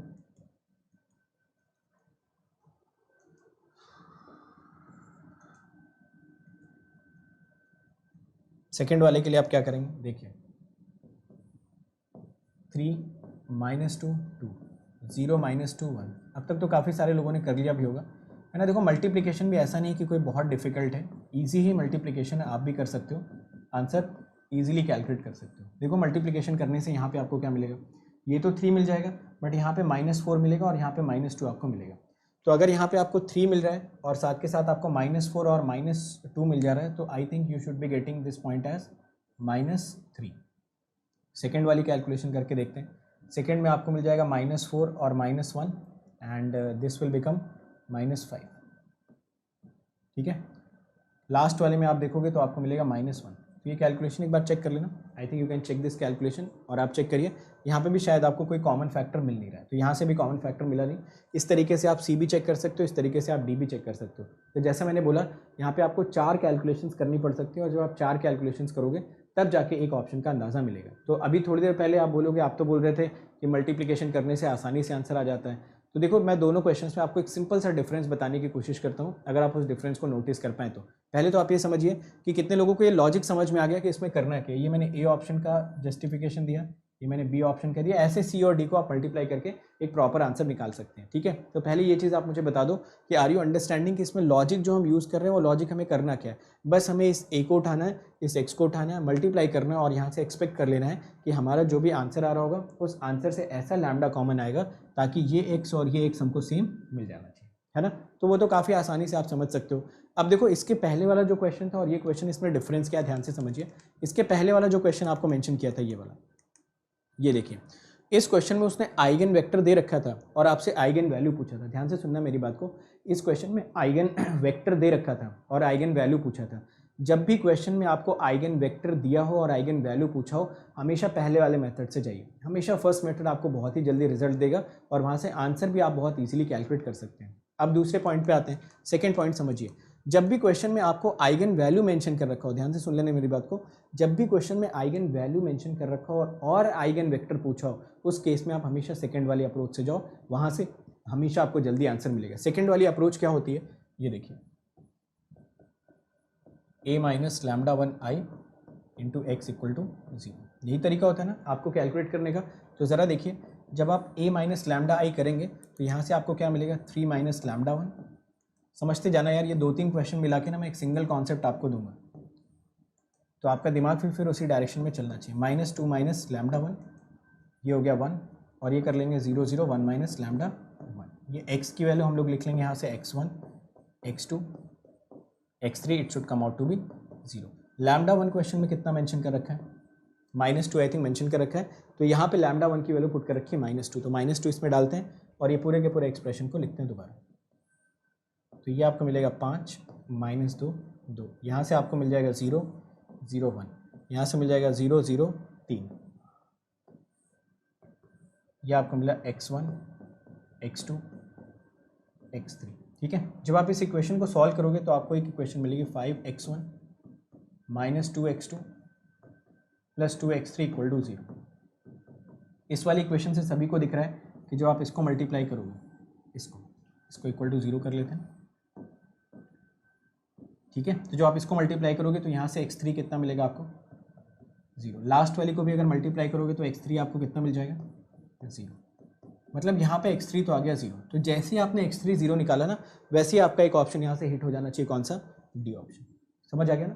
तो जैसे ही आपका x3 0 आया, आपको समझ आ गया आंसर मेरा क्या आने वाला है, ऐसा जिसमें x3 की वैल्यू 0 आती है। बाकी अगर वैल्यू आपको कैलकुलेट करनी होती तो कैसे करते देखिए। तो बाकी जो इक्वेशन आपको दिख रही है 5x1 -2x2 इक्वल टू 0, या फिर आप लिख सकते हो 5x1 इक्वल टू 2x2, ऐसे तो लिख सकते हैं। x1 को मैं मान लेता हूँ कुछ c, तो अगर मैं x2 को c मान लेता हूँ तो यहाँ से मेरे x1 की वैल्यू कितनी हो जाएगी, 2/5 c। समझ आया। तो यहाँ से जो आप आइगन वेक्टर लिखोगे वो आइगन वेक्टर आपको मिलेगा x1 x2 x3। 2-3 चीज़ें मैं बताऊँगा, तीनों चीज़ें यहीं से सुन लेना। x1 आपको मिल जाएगा 2/5 c, x2 की वैल्यू आपको मिल जाएगी c, एंड x3 तो आपका है 0। चेक कर लीजिए, है ना, ऐसे लिख सकते हैं। अदरवाइज कई लोग क्या करते हैं, यहीं से डायरेक्ट आंसर लिखने की कोशिश करते हैं। एक तरीका ये भी होता है आंसर लिखने का कि आप यहाँ से लिख देते हो x1/2 इक्वल टू x2/5, है ना, बाकी x3 तो पिक्चर में था ही नहीं। तो यहाँ पे आप क्या करते हो, 2 लिख देते हो और यहाँ पे 5। तो आप चाहो तो यहाँ से क्या कॉमन ले सकते हो यार, अगर आप पूरे एक्सप्रेशन में से चाहो तो c कॉमन ले सकते हो। एक आंसर आपको मिलता है 2/5 1 0। ठीक है, आप चाहते तो इसमें 5 से मल्टीप्लाई भी कर सकते थे। अगर आप 5 से मल्टीप्लाई करते तो आपको जो आइगन वैल्यू मिल जाती वो मिल जाती 5c 250। तो डिफरेंट वेज होते हैं लिखने के, ऐसा भी आप लिख सकते हो। तो ऐसे बहुत सारे डिफरेंट मेथड्स होते हैं इनको लिखने की। तो आप चाहो तो x1/2 x2/5 से भी बहुत सारे लोग आंसर लिखने की कोशिश करते हैं। पूरी चीज़ पहले आप सुन लेना, फिर लास्ट में मुझे कंक्लूड करने का मौका देना। तो यहाँ से x1 को 2 लेना, x2 को 5 लेना, और डायरेक्टली भी आप यहाँ से आंसर लिख सकते थे 250। आइगन वेक्टर्स कभी भी यूनिक नहीं होते, हमेशा इनके साथ एक कांस्टेंट मल्टीप्लाइड होता है। तो कोई भी आइगन वेक्टर यूनिक नहीं होता, उसके साथ हमेशा कांस्टेंट मल्टीप्लाई होता है। आप चाहो तो इसी आंसर को लिख सकते थे 4 10 0, इसी आंसर को लिख सकते थे 6 15 0, ठीक है। तो अगर ऑप्शन में एक ऑप्शन ऐसा भी होता वो भी आपका करेक्ट ऑप्शन होता 6 15 0, या -6 -15 -0, ऐसा भी अगर एक ऑप्शन दे रखा होता तो ऑप्शन करेक्ट होता। अब मैं सारी चीज़ें मिला जुला के आपको एक सिंगल कॉन्सेप्ट बताता हूँ, वो सिंगल कॉन्सेप्ट आप आगे से अपने हमेशा दिमाग में रखेंगे। जब भी आपको क्वेश्चन में आइगन वैल्यू मेंशन कर रखी हो और आइगन वेक्टर पूछा हो, उस केस में हमेशा ये वाली अप्रोच फॉलो करना, हमेशा ये वाली अप्रोच। यहाँ से आपको जल्दी आंसर मिलेगा, एक बार में आंसर मिलेगा, और आपका हिट एंड ट्रायल वाला जो तरीका है वो तरीका जितना टाइम लेगा उससे बहुत कम टाइम में आंसर आपको ये निकाल के दे देगा। क्योंकि देखो आइगन वैल्यू पता है, अगर आइगन वैल्यू पता है तो सिर्फ एक मैट्रिक्स ही तो सॉल्व करनी है। अब ये वाला स्टेप भी तो रिडंडेंट ही है ना, इसको भी क्यों ही लिखेंगे, डायरेक्ट हम लोग सब्ट्रैक्ट कर लेंगे डायगोनल एलिमेंट्स में से। तो जो डायगोनल एलिमेंट्स यहाँ पे मेंशन कर रखे थे वहीं से जस्ट आप -2 को सब्ट्रैक्ट करते। तो अगर आप यहाँ से -2 सब्ट्रैक्ट करते ये 5 हो जाता, यहाँ से करते ये 0 हो जाता, यहाँ से करते ये 3 हो जाता। एक ही स्टेप में आपको क्या मिल गया, a माइनस लैम्डा आई, सिर्फ x से मल्टीप्लाई करो, 3 इक्वेशन बन जाएंगी और तीनों इक्वेशन को आप सॉल्व कर लीजिए, इमीडिएटली आपका आइगन वेक्टर आ गया। So within no time यहाँ से आइगन वेक्टर निकाल सकते हो अगर आप अपने बेसिक मेथड को फॉलो करते तो सेम काम मैंने किया, मैंने यहाँ पे a minus lambda I x लिखा, 5 -2 आ गया। यहाँ से ऑब्वियसली जैसे इक्वेशंस बनाते हैं वो इक्वेशंस हमने बना ली, जिसमें x3 हमें पक्का पता था कि 0 है, बाकी दोनों में हम लोगों ने डिपेंडेंसी कैलकुलेट कर ली। डिपेंडेंसी कैलकुलेट करने के लिए कभी कभी आप इनको c मान लेते हो, या फिर कभी कभी आप चाहो तो रेशियो से भी आंसर निकाल सकते हो। एक बात हमेशा याद रखना, जितने भी आइगन वेक्टर्स होते हैं कभी भी यूनिक नहीं होते। एक आइगन वेक्टर निकाला तो उसमें जो मर्जी चाहे आप कांस्टेंट मल्टीप्लाई कर दो, वो भी एक पॉसिबल आइगन वेक्टर होता है गिवन सिस्टम ऑफ इक्वेशंस का, ठीक है। चलो ये बात तो समझ में आई। और दूसरी इंपॉर्टेंट चीज़, क्वेश्चन में अगर कभी भी आपको आइगन वैल्यू पूछी हो और आइगन वेक्टर दे रखा हो और मैट्रिक्स दे रखा हो, तो उस केस में आप हमेशा हिट एंड ट्रायल वाले मेथड से जाना, वो जल्दी रिजल्ट देगा। तो कितने लोगों को ये लॉजिक समझ में आ गया? कितने लोगों को लॉजिक समझ में आया बताइए? समझ गया ना कब कौन सा मेथड लगाना है? हालांकि ऐसा कोई हार्ड एंड फास्ट रूल नहीं होता है, बट दोनों जगह पे आप दोनों चीज़ें लगा सकते हो। बट जल्दी आंसर तभी आएगा जब दोनों में आप कोई स्पेसिफिक चीज़ फॉलो करेंगे, है ना। तो ये बात याद रखना, बड़ी इंपॉर्टेंट चीज़ मैंने आपको बताई, तो इससे आपके आंसर थोड़े से जल्दी आते हैं, ठीक है। चेक कर लो एक बार। तो मैंने 3 मॉडल के क्वेश्चंस लिए, तो मैंने 2 मॉडल आपको करा दिए। एक मॉडल में आइगन वैल्यू दे रखी थी, आइगन वेक्टर पूछा था। एक मॉडल में आइगन वेक्टर दे रखा था, आइगन वैल्यू पूछा था। अब एक तीसरे मॉडल पे आते हैं। तीसरा मॉडल देखो, ये मॉडल, इसमें पूछ रहा विच of the following is an eigen vector. तो ये तो बिल्कुल ही अजीबोगरीब क्वेश्चन, क्योंकि इसमें ना तो इसने आइगन वैल्यू दी है ना ही कुछ दिया है। तो ये बोल रहा है आइगन वैल्यू भी तुम ही निकालो, आइगन वेक्टर भी तुम ही कैलकुलेट करो। तो ऐसे क्वेश्चंस में मैं आपको सजेस्ट करूंगा कि ax equal to lambda x वाला मेथड लगाओ। इसमें भले ही आप 4 ऑप्शंस चारों मल्टीप्लाई करके निकाल लो, तब भी आपका आंसर जल्दी ही आ जाएगा as compare to the previous ones. तो जब आपके क्वेश्चन में सिर्फ आइगन वेक्टर पूछा हो, जहाँ से आपको आइगन वैल्यू भी निकालनी पड़ने की ज़रूरत पड़ रही हो, उस केस में आप सिंपल सा काम क्या करिए, एक बार इसको मल्टीप्लाई करो, एक बार इसको मल्टीप्लाई करो, एक बार इसको मल्टीप्लाई करो, एक बार इसको मल्टीप्लाई करो, और ax equal to lambda x बनाने की कोशिश करो। तो ये 3 मॉडल्स आपको देखने को मिलते हैं एग्जाम में। कोशिश आप हमेशा ये करिए कि पहले दोनों मॉडल्स को जितनी जल्दी कर सकते करिए। इस वाले मॉडल में दोनों जगह से आपको मोर और लेस सेम ही टाइम मिलने वाला है। तो बेटर तरीका यहाँ पे क्या है कि क्यों ना जल्दी जल्दी मल्टीप्लाई करके ax equal to lambda x ही चेक कर ले, उसमें भी कुछ 1 मिनट से कम ही टाइम लगने वाला है। तो इस क्वेश्चन में आप सभी लोग फटाफट मुझे ये चेक करके बताइए कि ax equal to lambda x करने पे कौन सा ऐसा ऑप्शन है जहाँ पे अगर मैं ax कर रहा हूँ तो यहाँ पे मुझे x वापस से रिट्रीव मिल रहा है after taking some lambda count. तो ये x दोनों जगह पे मुझको सेम चाहिए। फटाफट यार आंसर बताओ सभी लोग। 3 मॉडल के क्वेश्चंस आपसे पूछे जाते हैं, तीनों मॉडल्स मैंने आपको करवा दिए, ठीक है, और तीनों मॉडल्स को सॉल्व करने के डायरेक्ट तरीके भी आपको समझा दिए। बोलो जल्दी आंसर। 1 घंटा होने वाला है, 1 घंटा होने वाला है। स्पीड हमारी काफ़ी स्लो चल रही है, जल्दी जल्दी आंसर देते रहिए, टाइम वेस्ट करने की ज़रूरत नहीं है। आंसर निकालो, आंसर बताओ कौन सा आंसर आ गया। देखो इसमें किस्मत अगर अच्छी है ना, किस्मत अच्छी है, अगर हमने कुछ अच्छे काम किए होंगे साल भर तो शायद यही ऑप्शन अपना मैच कर जाए, ठीक है। तो हमने इतनी मेहनत कर ली, इतने सारे कॉन्सेप्ट सीख लिए, तो अब इस वजह से ए ऑप्शन मैच कर गया। पिछले वाले में डी ऑप्शन इसलिए मैच कर रहा था क्योंकि वहाँ तक हमने मेहनत नहीं करी थी, ठीक है। समझ गए ना सभी लोग। तो तीनों लॉजिक कितने लोगों को समझ में आ गया, कमेंट सेक्शन में जल्दी से कंफर्म कर दो कि कौन से 3 मॉडल के क्वेश्चंस आपको एग्जाम में दिखने वाले हैं। समझ आए ना तीनों मॉडल। जल्दी जल्दी यार कंफर्मेशन करते रहो ताकि अगले क्वेश्चन पे चलें। तो आई होप सभी लोगों ने आंसर कैलकुलेट कर लिया, आंसर सबका ए आ गया, ठीक है यार, चलेगा, ठीक। चलिए आइए अगले सवाल पे आते हैं। हाँ ये क्वेश्चन देखो यार, ये क्वेश्चन मेरा फेवरेट क्वेश्चन है, क्योंकि इस क्वेश्चन से इस क्वेश्चन से जो क्वेश्चन डेराइव होते हैं, मतलब इस क्वेश्चन से रिलेटेड जितने क्वेश्चंस आते हैं ना, उनको करने में बड़ा मज़ा आता है, क्योंकि ये प्रॉपर्टी अपने लिए ना काफ़ी इंपॉर्टेंट है। ज़रा इस क्वेश्चन को पढ़ो और इसका आंसर बताओ। क्वेश्चन में पढ़ लो, है ना, फिर से वही चीज़, ये उसने कहानी लिख रखी है ना, कहानी पढ़ लो। तो जैसे आप अपनी कहानी लिखते हो, एग्जामिनर आपकी कहानी पढ़ता तो है नहीं, बट हम चलो इसकी कहानी पढ़ लेते हैं थोड़ी देर के लिए, क्या बोल रहे हैं। तो ये सब जो लिखा होता है ना, ये कहानी का पार्ट होता है। मेन मुद्दा तो उसने ये लिखा है कि विच of the following statement is not correct, ठीक है। तो ये मेन मुद्दा है। बाकी उसके पहले उसने पता नहीं क्या क्या लिख रखा है, पढ़ना हो तो पढ़ लीजिए। Consider the system of equations ax equal to lambda x, लिखना भूल गया क्या यहाँ पे, चलो मैं लिख देता हूँ, ठीक है। ax equal to lambda x, where lambda is a scalar, बिल्कुल ठीक बात है। Lambda I x I be the eigen pair of an eigen value and its corresponding eigen vector, सही बात है। अगर कोई मैट्रिक्स है 3x3 का, उससे अगर आप 3 आइगन वैल्यूज निकाल रहे हो, तो हर एक आइगन वैल्यू के करस्पॉन्डिंग एक एक आइगन वेक्टर आता है। तो यही बोल रहा है कि अगर लैम्डा आई को मैं आइगन वैल्यूज मानता हूँ, तो एक्स आई को मैं उनके करस्पॉन्डिंग आइगन वेक्टर पेयर्स मान सकता हूँ। यहाँ तक तो समझ आ रहा है। फिर क्वेश्चन में बोल रखा है करस्पॉन्डिंग रियल मैट्रिक्स बोल रखा है, तो रियल वगैरह को हम लोग थोड़ा अंडरलाइन कर लेते हैं, शायद अगर इसकी जरूरत महसूस होगी तो यूज़ करेंगे। फिर बोल रखा है let I be the n cross n unit matrix, तो ये सब हमें पहले से ही पता था ना, जो इसने फालतू की चीज़ें बता रखी हैं, ठीक है।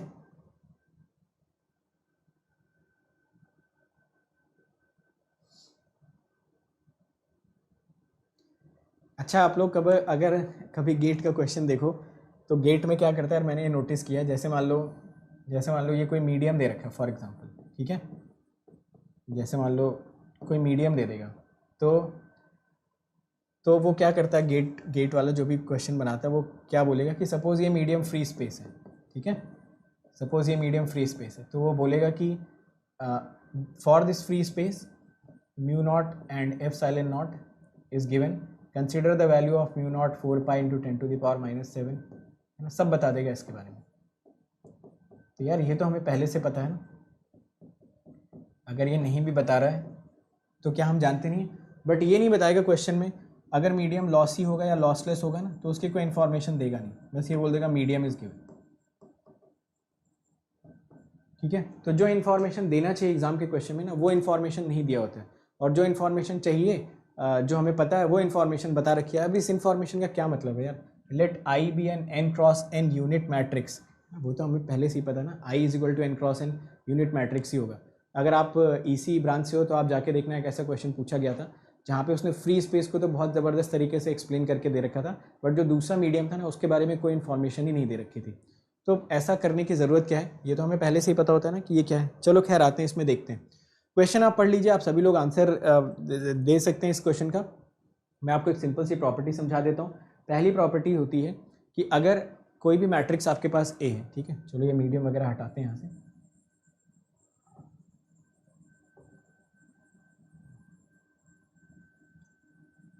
ये मीडियम वगैरह हटाते हैं यहाँ से। देखिए अगर मान लो कोई मैट्रिक्स ए है, ठीक है, और इसका आइगन वैल्यू लैम्डा है और आइगन वेक्टर एक्स है, ए टू द पावर एन का जो आइगन वैल्यू होगा वो तो लैम्डा होगा, बट आइगन वेक्टर आपका कितना रहेगा, एक्स। वेरी क्रूशियल रिलेशन, और इतने सारे क्वेश्चंस में ये स्टेटमेंट आपकी हेल्प करेगा ना, आप अभी इमेजिन नहीं कर सकते हो। तो कहने का मतलब ये है कि अगर आप किन्हीं भी दो मैट्रिसेस को मल्टीप्लाई करते हो, तो मैट्रिसेस का अगर आप ऑर्डर बढ़ाते जाते हो, तो ऑब्वियसली उससे आइगन वैल्यूज तो चेंज होंगे, बट आइगन वेक्टर पे कोई फर्क नहीं पड़ेगा। तो ये मेरी फेवरेट प्रॉपर्टी है, आप चेक कर लो इस चीज़ को। देखो पहला वाला ऑप्शन बोल रखा है, सेकंड वाला ऑप्शन देखो, थर्ड वाला ऑप्शन देखो, लास्ट वाला ऑप्शन देखो। सेकंड क्वेश्चन में पूछा स्टेटमेंट इज नॉट करेक्ट, तो कौन सा स्टेटमेंट नॉट करेक्ट दिख रहा है, बी वाला, है ना, क्योंकि बोल रहा है ए टू द पावर एम अगर आप ले रहे हो तो लैम्डा पे तो होना चाहिए lambda I to the power m, but ये x I to the power m गलत है। Actually the correct expression would have been x I. समझ आ गई ना ये प्रॉपर्टी सभी लोगों को, तो ये प्रॉपर्टी याद रखेंगे आप सभी लोग, और इस प्रॉपर्टी के थ्रू एक इमीडिएट मैं आपको क्वेश्चन देता हूँ, आप सभी लोग मुझे उसका आंसर भी बताएंगे, ठीक है।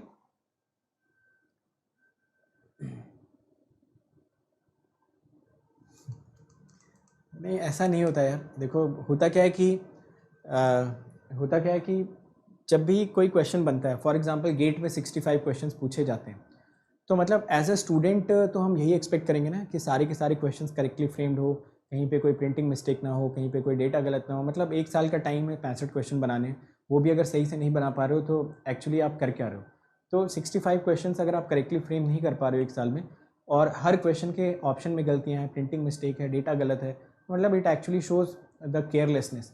तो ऐसा होना नहीं चाहिए वैसे तो, बट फिर वही चीज़ आ जाती है ना कि ऐसा पहली बार तो हुआ नहीं है, ऐसा होता आ रहा है सदियों से, हमारे टाइम पे भी हुआ था, आपके साथ होगा, आने वाली जनरेशन जो होंगे उनके साथ होगा। तो सब लोग कोप अप कर रहे हैं, सब लोग कुछ ना कुछ कर रहे हैं, वही चीज़ हम लोग भी करते हैं, और ऐसा सबके साथ ही होता है, ठीक है। तो इसमें कोई चिंता वाली बात है नहीं। मैं आपको एक क्वेश्चन ढूंढ के देता हूँ ताकि आप इमीडिएटली एटलीस्ट उसका आंसर तो कर ही पाएँ, ठीक है।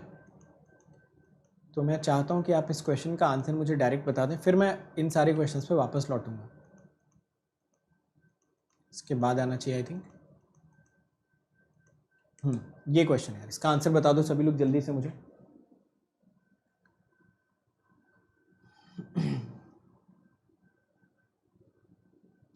Option C is also not correct. अभी चेक कर लेते हैं, लेट मी चेक।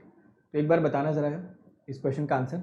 एक मैट्रिक्स दे रखा है, पूछ रहा है आइगन वैल्यूज़ जो आपके मेंशन है वो है -3, -3 और 5, ठीक है। तो -3, -3, 5 है इसके आइगन वैल्यूज़, और बोल रहा है किसी एक पर्टिकुलर आइगन वैल्यू 5 के करस्पॉन्डिंग जो आइगन वेक्टर है वो ऐसा है। क्वेश्चन में आपसे पूछ रहा है one of the eigen vectors of the M cube is. Answer यार फटाफट सभी लोग आंसर बता दो इस प्रॉपर्टी का। ये प्रॉपर्टी बहुत ही इंपॉर्टेंट प्रॉपर्टी होती है, बहुत ही बार पूछी जा चुकी है, और बहुत ईजी भी होती है ना। तो ऐसे प्रॉपर्टी को अच्छा लगता है अगर हम अप्लाई कर पाते हैं क्वेश्चन में। तो आंसर क्या हो जाएगा? बी ऑप्शन अपना डायरेक्ट आंसर हो जाएगा, क्योंकि अगर ये आइगन वैल्यूज़ पूछता, अगर यार ये आइगन वैल्यूज़ पूछता ना, तो आंसर होता -27, -27, 125। ये तो आंसर होता आपके आइगन वैल्यूज़ का। बट इसने आइगन वेक्टर पूछा, हमें पता है आइगन वेक्टर पे कोई फर्क पड़ने वाला है नहीं, तो हमने आइगन वेक्टर को वैसे ही पिक्चर में लिया नहीं। समझ गए ना सभी लोग? चलो आते हैं फिर बाकी बचे हुए क्वेश्चंस पे। चलो अब थोड़ा स्पीड और बढ़ाओ यार, स्पीड बढ़ाइए, जल्दी जल्दी आंसर करिए। बाकी जो इंपॉर्टेंट पॉइंट्स हैं, इंपॉर्टेंट नोटेशंस हैं, वो तो मैं आपको समझा ही रहा हूँ वन बाय वन, ठीक है। चलो इसका आंसर बता दो यार, इसका आंसर आप बता दो विद इन नो टाइम। फिर से देखो वही कैटेगरी आ गई ना, मैट्रिक्स, ये मैट्रिक्स दे रखी है और ये दे रखे हैं आपके आइगन वेक्टर्स। तो पूछ रहा है कौन सा करस्पॉन्डिंग आइगन वेक्टर सही होना चाहिए। तो आप देख लो कौन से मॉडल में फॉल कर रहा है, उस मॉडल की प्रॉपर्टीज लगाओ, आंसर लगाओ, आंसर बताओ, आंसर बता दो क्या आना चाहिए।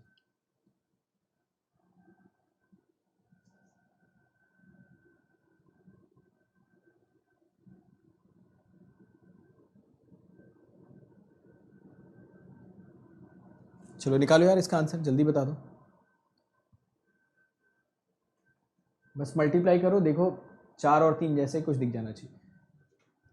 आप सभी लोगों को ये दिखना चाहिए ए, ये सारे एक्स हैं, ठीक है।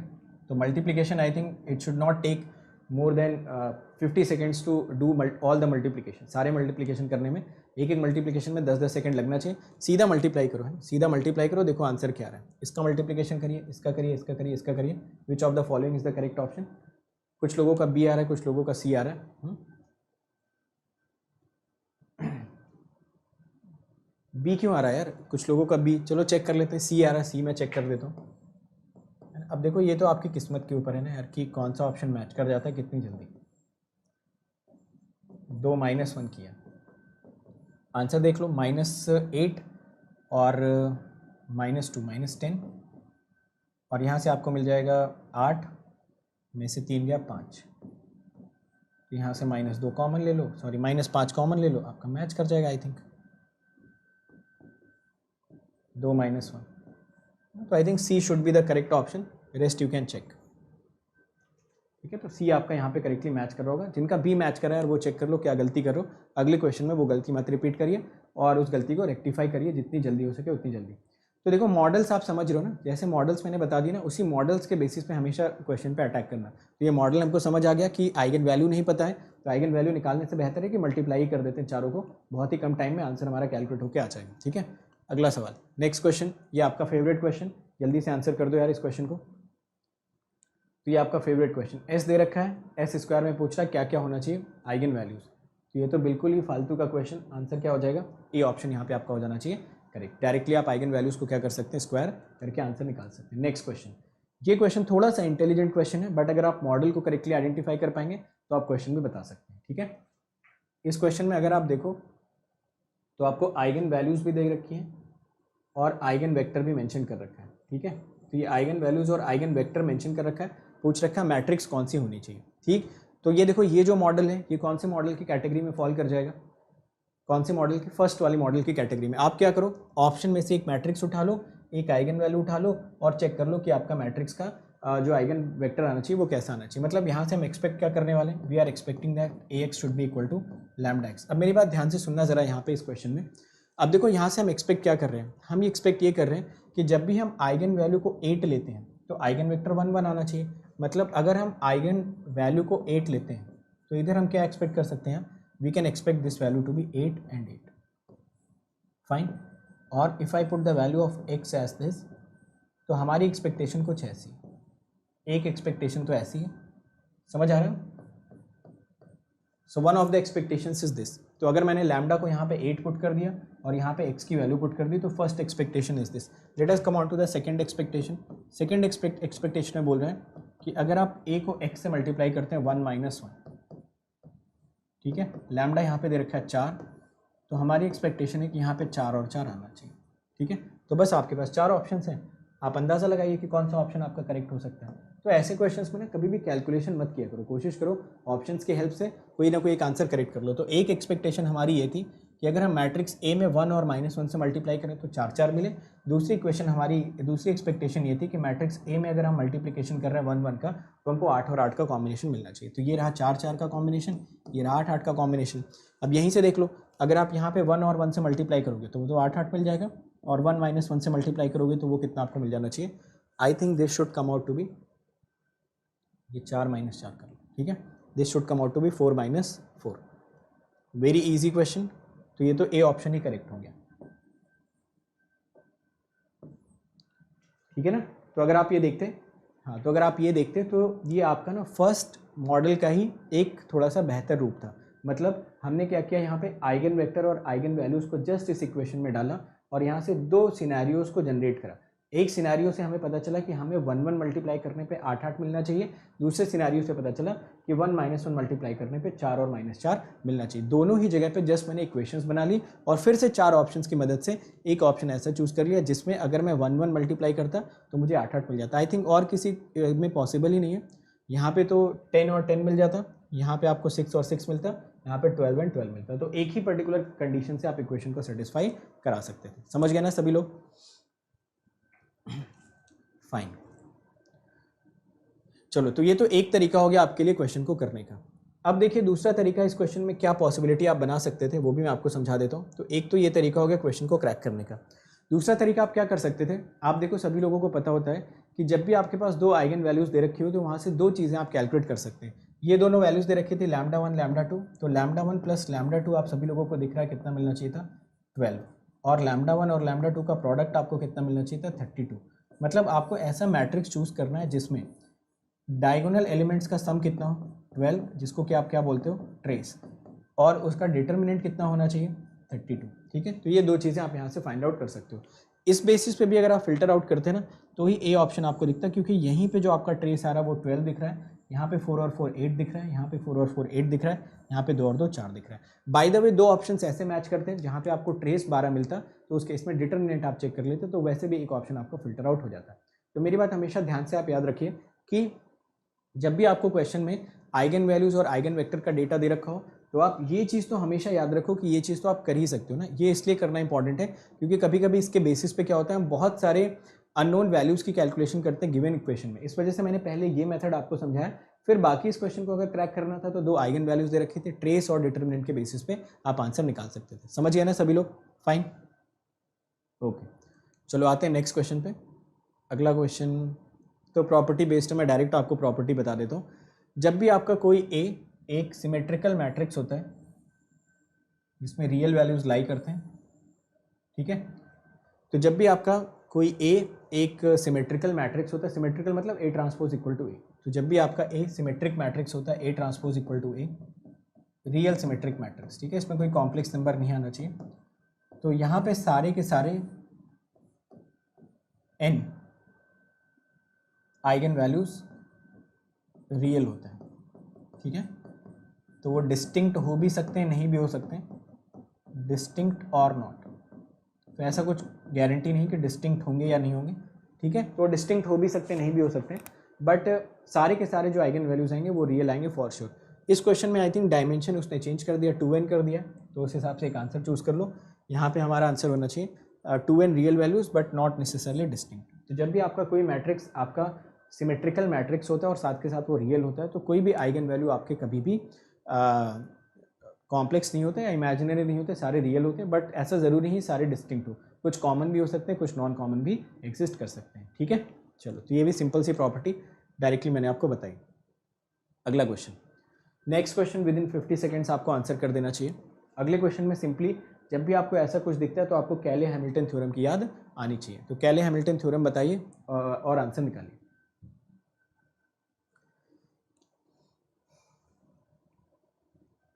तो देखो कैले हैमिल्टन थ्योरम कैसे लिखा जाता है डायरेक्टली आपको पता है, मैं बताता हूँ आपको डायरेक्टली कैसे लिखते हैं। देखिए, अगर 2x2 का मैट्रिक्स दे रखा हो तो lambda square minus trace into lambda plus determinant of A equal to 0 है ना। तो डायरेक्ट आपका कैरेक्टरिस्टिक इक्वेशन आ जाता है। जैसे कि मैंने यहाँ पे लिखा लैम्डा स्क्वायर माइनस ट्रेस, देखो यहाँ पे कितना मिल रहा है -3, डिटर्मिनेंट आप जरा चेक करिए यहाँ से आपको कितना मिल रहा है 2।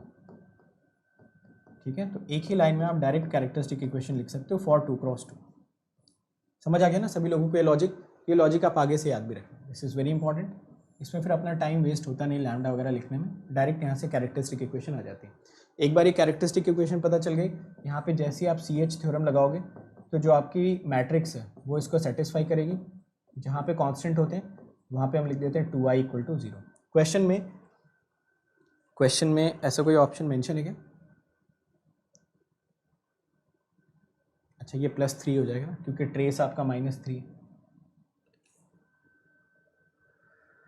This trace is -3 in this case. ठीक है, तो ये +3i कर लो। उसके बाद देखो ए ऑप्शन आपका शायद मैच कर जाएगा। दोनों साइड अगर हम लोग किससे मल्टीप्लाई कर दें, ए इन्वर्स से, तो ये आपको मिल जाएगा a + 3 + 2a inverse equal to 0।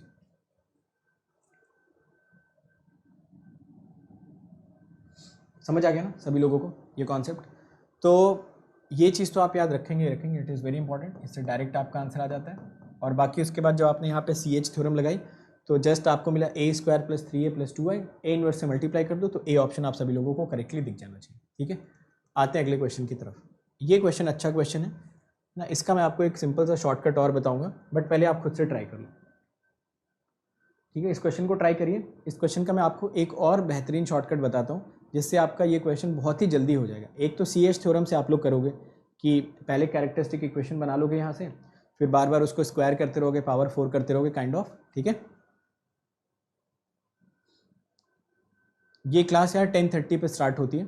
ठीक है, ये क्लास आपकी रात में 10:30 पे स्टार्ट होती है, 10:30 PM करेक्ट। तो अभी 15 तारीख तक तो रात में ही चलेगी 10:30 बजे, ज़्यादा से ज़्यादा 9:30 कभी कभी हो जाएगा, बट अब जब भी होगा तो वो अनाउंस कर दिया जाएगा।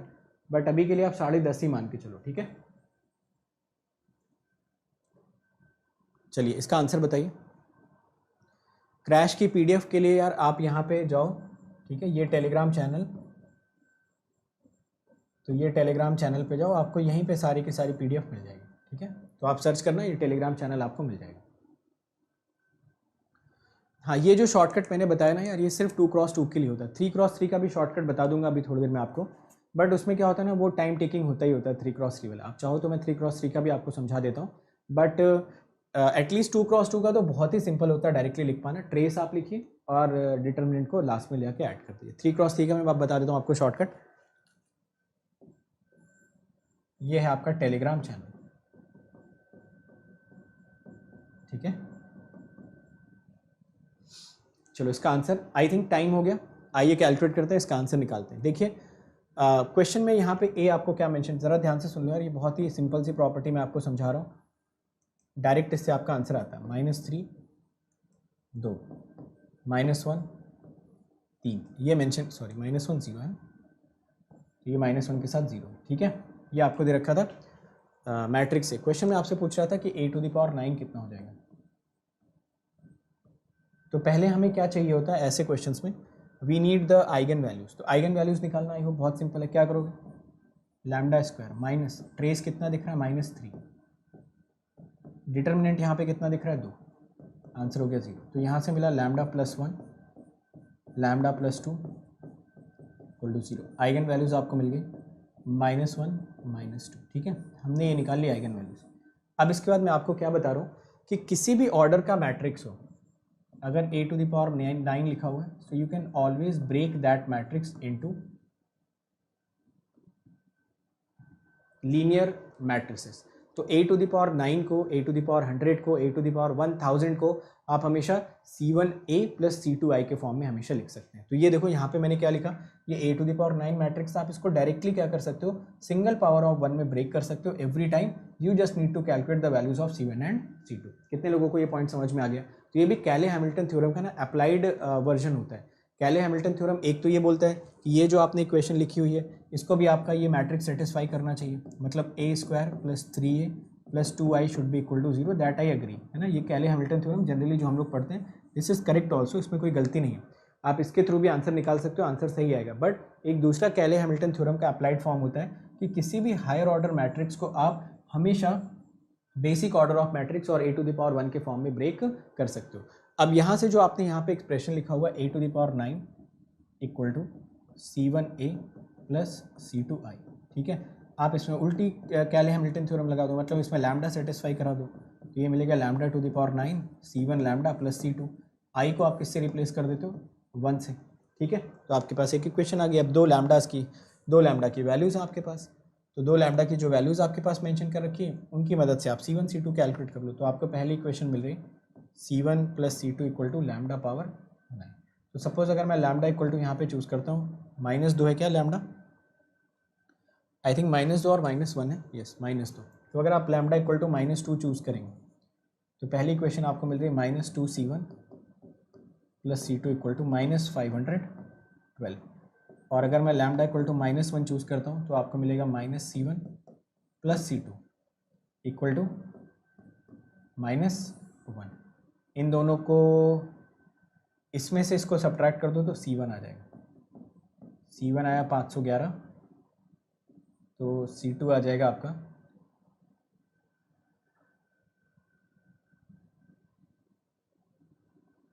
510। नहीं, क्या निकाल लिया हमने, C1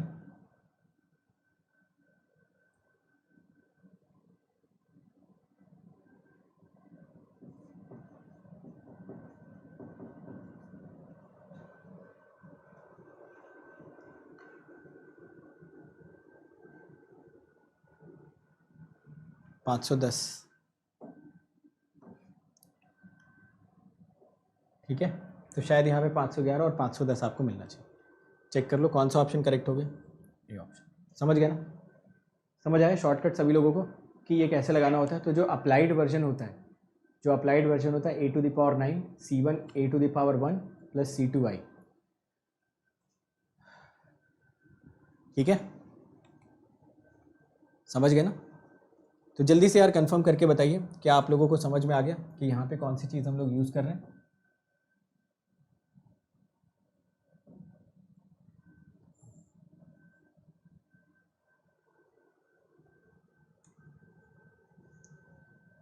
ठीक,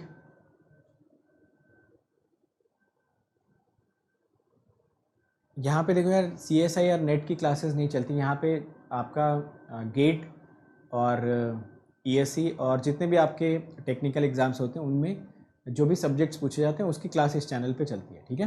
तो मैं फिर से आपको प्रोसेस एक बार रिपीट करके बताता हूँ। अच्छा मुझे बताइए क्या ये तरीका आपको सिंपल लगा या नहीं लगा, है ना। ये तरीका आपको सिंपल लग रहा होगा एज़ कम्पेयर टू कि हम इस सेकेंड ऑर्डर इक्वेशन से 9th ऑर्डर तक पहुँचे, है ना। सेकेंड ऑर्डर से 9th ऑर्डर तक पहुँचने में थोड़ी डिफिकल्टी सभी को लग रही होगी, बट बेटर तरीका हमेशा क्या है कि इस मेथड से आप डायरेक्टली आंसर निकाल सकते हैं। तो मैं आपको थोड़ा सा समझाने की कोशिश करता हूँ। हमने क्या सोचा, हमने ये सोचा कि कभी भी आपको अगर एक ही हायर ऑर्डर पावर्स दी जाती हैं, इसी क्वेश्चन में अगर a टू द पावर 512 पूछ लेता है ना, फिर तो आपकी हालत ख़राब हो जाती अगर आप बेसिक मेथड से जाते तो। बट इस वाले मेथड में कोई दिक्कत नहीं है, यहाँ पे a टू द पावर 512 लिखो, यहाँ पे लिख दो C1a प्लस C2i, वो भी वैसे ही सॉल्व हो जाता। a टू द पावर 1024 लिख देता तो भी इसी मेथड से सॉल्व हो जाता। तो ये मेथड क्या होता है, आपकी कैलकुलेशन को ड्रास्टिकली रिड्यूस कर देता है। इस मेथड को आप बोलते हैं अप्लाइड कैले हैमिल्टन थ्योरम। इसमें ये बोलता है कि अगर आपके पास कोई भी हायर ऑर्डर मैट्रिक्स दे रखी है तो आप उसको हमेशा पावर 1 वाली मैट्रिक्स में ब्रेक कर सकते हो या लीनियर ऑर्डर मैट्रिक्स में ब्रेक कर सकते हो। तो जैसे आप इसमें लीनियर ऑर्डर लगाओगे, जैसे आप इसमें लीनियर ऑर्डर लगाओगे a⁹ तो आप लिख सकते हो c1 a⁴ और उसके बाद क्या करना, यहाँ से आप लैम्डा के पास चले जाओ। यहाँ से लैम्डा के पास है, अब जो भी लैम्डाज आपके कैलकुलेट हुए रहते हैं वहाँ से उतनी इक्वेशंस, उतने अननोन्स और अपने आंसर को कैलकुलेट कर लो। ठीक है ना। ये मेथड आई होप सभी को लग रहा होगा। नहीं, किसी के लिए भी लगा सकते हो, 3x3 के लिए भी लगा सकते हो ना, किसी भी मेथड के लिए लगा सकते हो। समझ गए? ओके,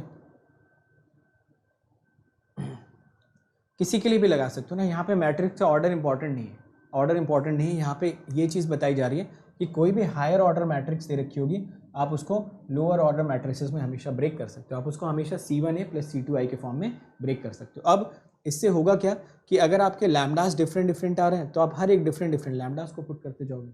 समझ गए ना। तो किसी भी हायर ऑर्डर मैट्रिक्स को आप चाहो तो यहाँ से ब्रेक कर सकते हो। चलिए आते हैं, वैसे 2x2 का ही आता है क्वेश्चन, 3x3 तो बहुत ही डिफिकल्ट हो जाता है, तो 2x2 में आप इसको अप्लाई कर सकते हैं। अगला क्वेश्चन देखिए, देखो ये बोल रहा है what is the number of linearly independent eigen vectors of this matrix. ठीक है, पूछ रहा है number of linearly independent eigen vectors of this matrix. तो मैं यहाँ पे दो छोटी सी चीज़ें आपको समझा देता हूँ, दो छोटे से पॉइंट समझा देता हूँ। देखिए, number of linearly independent eigen vectors. ध्यान से समझना ना, मैं दो चीज़ें आपके लिए रिलेट करके दे रहा हूँ तो आप कभी भूलोगे नहीं इसको। देखो, एक होता है number of linearly independent eigen vectors और एक होता है number of linearly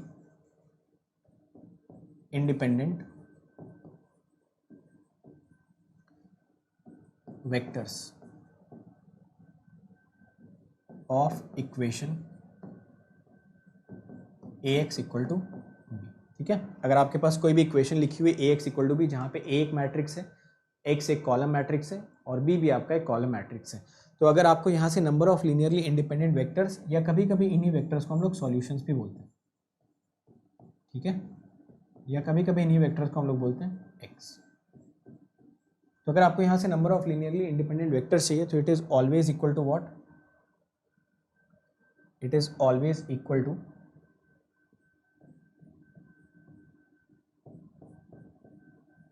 nullity of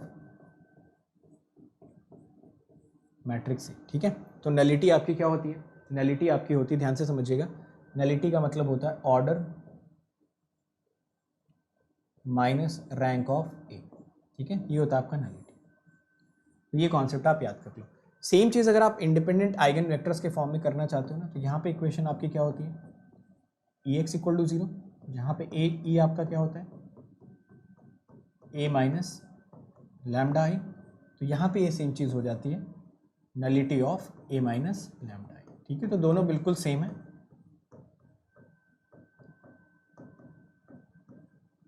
समझ आ गया ना सभी लोगों को। तो एक सिंपल से कॉन्सेप्ट से मैंने दोनों को रिलेट कर दिया। तो आप हमेशा क्या करोगे, पहले जो नीचे वाली चीज़ दे रखी है ना, पहले हमेशा इस पर फोकस करना कि number of linearly independent vector solutions या values of x of this equation ax = b is always equivalent to what, the nullity of a। तो जब आप a की नलिटी कैलकुलेट करते हो तो आपको यहाँ से ऑर्डर मिल जाता है। ठीक है, तो जब आप इसकी नलिटी कैलकुलेट करते हो तो इमीडिएटली आपको पता चल जाता है कि कितने नंबर ऑफ इंडिपेंडेंट सॉल्यूशंस आपको मिलने वाले।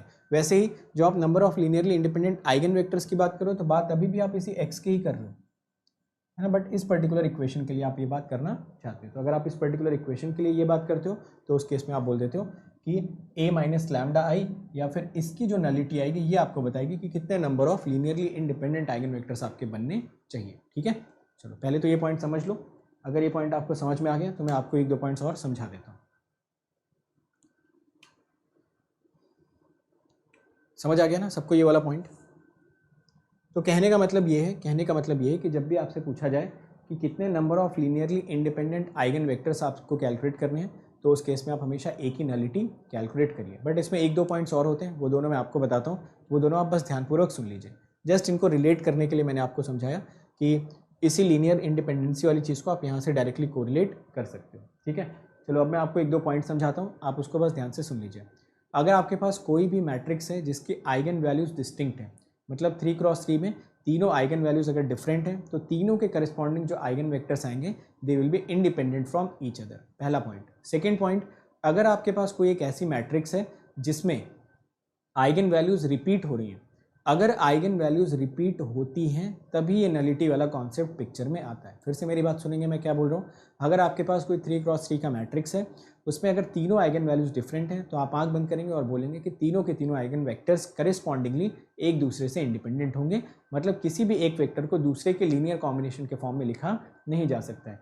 बट अगर आपके आइगन वैल्यूज़ रिपीट होने लगती हैं फिर हम लोग इस नलिटी वाले कॉन्सेप्ट को यूज़ करते हैं। समझ आ गई बात सभी लोगों को? तो बस ये दो तीन चीज़ें आप डायरेक्टली यहाँ से कोरिलेट कर सकते हैं। आइए देखते हैं इस क्वेश्चन में क्या पूछ रहा था।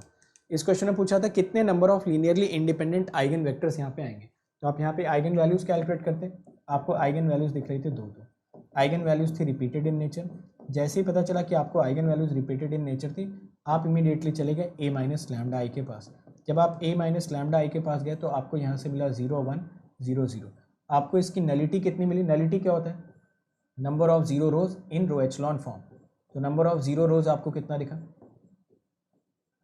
1। तो आप चाहते तो यहाँ से लिख सकते थे, अदरवाइज अगर आप इसकी रैंक कैलकुलेट करते a माइनस लैम्डा आई की तो रैंक भी आपको कितनी मिल जाती? 1। ठीक है, तो ऑर्डर इसका दिख ही रहा दो, तो यहाँ से भी अगर आप नलिटी कैलकुलेट करते a माइनस लैम्डा आई की तो वो दिखता n minus rank which is 2 minus 1 which is 1। तो कितने इंडिपेंडेंट वेक्टर्स होंगे? एक। समझ गए ना? सारी बातों को मिला जुला के हमारा लास्ट का कंक्लूजन क्या बना? तो अगर आप चाहो तो मैं कंक्लूजन दोबारा आपके लिए जल्दी से रिपीट कर देता हूँ। पहला कंक्लूजन मैंने बोला कि अगर सारी की सारी आइगन वैल्यूज़ डिफरेंट हैं तो सारे आइगन वैल्यूज़ इंडिपेंडेंट होंगे। अगर आइगन वैल्यू रिपीट होने लगती तो नलिटी वाला कॉन्सेप्ट यूज़ कर लेना, और नलिटी निकालोगे किसकी? a माइनस लैम्डा आई की। यहाँ पे जो e वाला वेक्टर जो आपको एक इक्वेशन फॉर्म करके दे रहा है ई एक्स इक्वल टू 0, उसमें e वाले वेक्टर की नलिटी निकाल लेना। अगर यही इक्वेशन आपकी A x equal to B type की होती, उस केस में आप a की नलिटी कैलकुलेट कर लेते। ठीक है, तो दोनों ही इवेंचुअली सेम चीज़ देने की कोशिश कर रहे हैं। जब आप ई एक्स इक्वल टू 0 वाली इक्वेशन सॉल्व करते हो तो करस्पॉन्डिंग एक्स को आइगन वेक्टर बोल देते हो। जब आप A x equal to B solve करते हो तो करस्पॉन्डिंग एक्स को अपने इक्वेशन के सॉल्यूशन बोल देते हो, उनको वेक्टर्स बोल देते हो। तो दोनों चीज़ें काफ़ी हद तक लिंक्ड अप हैं। ठीक है, समझ आ गया ना सभी लोगों को? तो मैं शॉर्ट में आपको समझा रहा हूँ, अगर आपको और डिटेल में समझना है तो क्रैश में तो मतलब मैंने पढ़ाई रखा है, क्रैश में काफ़ी अच्छे तरीके से इन सारी चीज़ों को कोरिलेट किया था, समझाया था आपको। जस्ट वो एक बार रिकॉल करा दे रहा हूँ, और इतना ही याद ही होना चाहिए। ठीक है, इससे ज़्यादा एज अ स्टूडेंट याद रखने की ज़रूरत नहीं होती। चलिए, so I hope you are getting all these points what I wanted to make it here. ठीक है, ये बी कांस्टेंट होता है तो आप ये बी वाला पॉइंट यहाँ पे मैच करा सकते हो। ठीक है, सो इस बी इज कांस्टेंट। ठीक है ना? चलिए, I hope you are getting all these points. चलो इसका आंसर बताओ।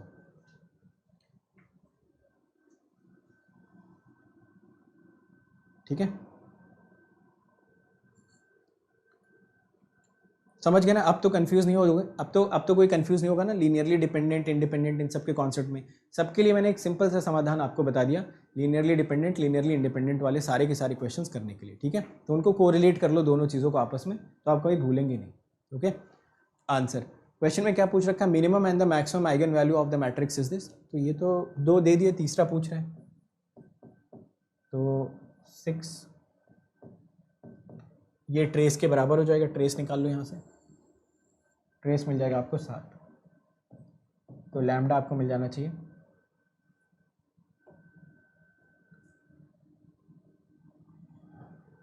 5 और 2 7, और ये हो जाएगा 4। तो आंसर आपको मिल जाएगा 3।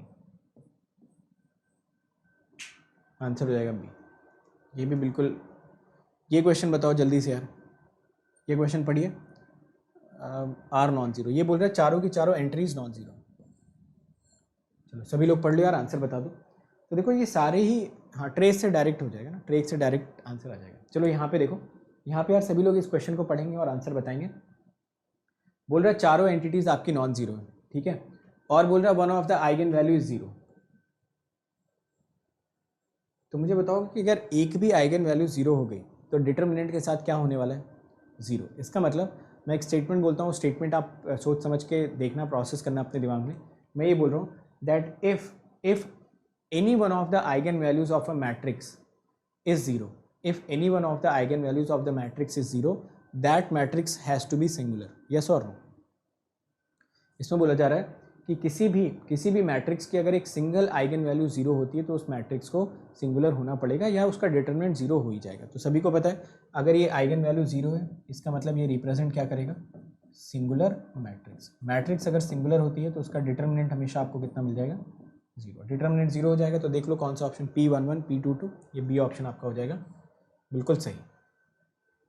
ठीक है,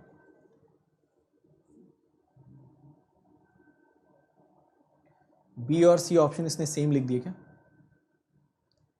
चलो दोनों ही ऑप्शन शायद इसने सेम लिख दिए। अच्छा यहाँ पे ना ये -1 यहाँ पे प्रिंट हुआ है यार, ठीक है, तो ये -1 लिखा हुआ है तो ये थोड़ा सा प्रिंटिंग मिस्टेक है इस हिसाब से। अच्छा ये 0 यहाँ पे इसने कर दिया, चलो 0 को यहाँ कर लेते हैं। तो इस हिसाब से जो अपना करेक्ट ऑप्शन आना चाहिए that should be C option. ठीक है, तो कहने का मतलब है लॉजिक समझिए हम लोग, ऑप्शन तो कभी ना कभी सही कर ही लेंगे। तो option is not important at least in this case. इसमें बताइए, पूछ रहा है how many of the following matrices has eigen value equal to 1।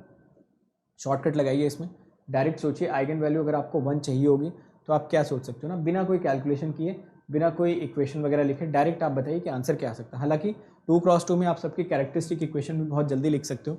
जैसे अगर मुझे इसकी कैरेक्टरिस्टिक इक्वेशन लिखनी होती तो मैं डायरेक्ट लिख देता लैम्डा स्क्वायर माइनस, यहाँ से मैं इसका ट्रेस कैलकुलेट करता, मुझे मिल जाता माइनस लैम्डा, डिटर्मिनेंट मैं कैलकुलेट कर लेता, मुझे मिल जाता 0। ठीक है, तो ये इक्वेशन मिल जाती है। इसकी कैरेक्टरिस्टिक इक्वेशन अगर मुझे लिखनी होती तो मैं लिखता लैम्डा स्क्वायर, ट्रेस तो यहाँ पे था 0 और डिटर्मिनेंट यहाँ पे कैलकुलेट करता तो मुझे मिल जाता -1 इक्वल टू 0। ठीक है, तो यहाँ से मुझे मिलता lambda square -1 equal to 0। Trace निकालना भी कोई बहुत डिफ़िकल्ट नहीं, यहाँ पे आसानी से निकल जा रहा है ट्रेस भी। Lambda square -2 lambda +2 equal to 0। यहाँ से अगर आप कैलकुलेट करते हैं lambda square +2 lambda +1 equal to 0। ठीक है, तो ये सारी चीज़ें आप निकाल सकते हैं। तो क्वेश्चन में पूछ रहा था कि कौन कौन सी मैट्रिसेस हैं जिनकी आइगन वैल्यूज़ 1 होंगी, तो मेरे ख्याल से 2 ही मैट्रिक्स हैं जिनकी आइगन वैल्यू 1 दिख रही है, एक तो इसकी एक तो इसकी। इसकी आइगन वैल्यू कॉम्प्लेक्स दिख रही है b² - 4ac और इसकी तो -1 ही दिख रही है। तो इसमें कौन कौन से ऑप्शंस करेक्ट हो जाते हैं आपके, ये वाला जो है ये आपको 1 देता और ये वाला भी आपको 1 देता। समझ आ गया, फाइन।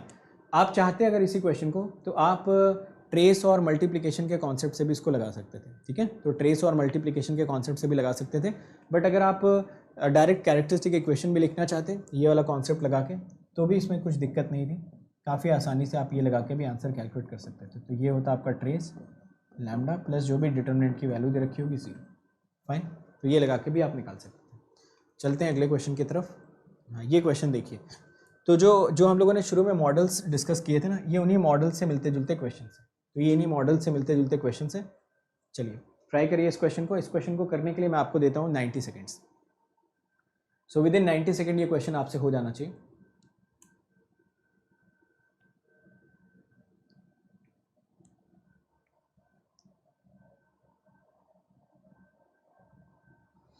कोई पूछ रहा था कि अगर MSQ का 3x3 का भी मैं बता देता हूँ यार, 3x3 का बता देता हूँ। इसी क्वेश्चन के इमीडिएटली बाद मैं आपको समझा देता हूँ। इनफैक्ट आप ये लोग क्वेश्चन आप लोग सॉल्व करिए, मैं यहीं पे बता भी देता हूँ 3x3 का आप कैसे लिखोगे। सपोज 3x3 में दिस इज A1, थोड़ा सा बड़ा बनाना पड़ेगा। क्वेश्चन नोट कर लो, मैं आपको समझा देता हूँ आप सभी लोगों को, सभी लोग देख लो यार, फिर इस क्वेश्चन पे आ जाओ। 3x3 का शॉर्टकट क्या होता है देखिए। शॉर्टकट तो क्या है, मतलब थोड़ा टाइम तो लग ही जाता है इसमें भी, बट ऐसा भी नहीं है कि बहुत टाइम लगेगा। ठीक है, डिपेंड करता है कि डेटा कैसा दिया हुआ है।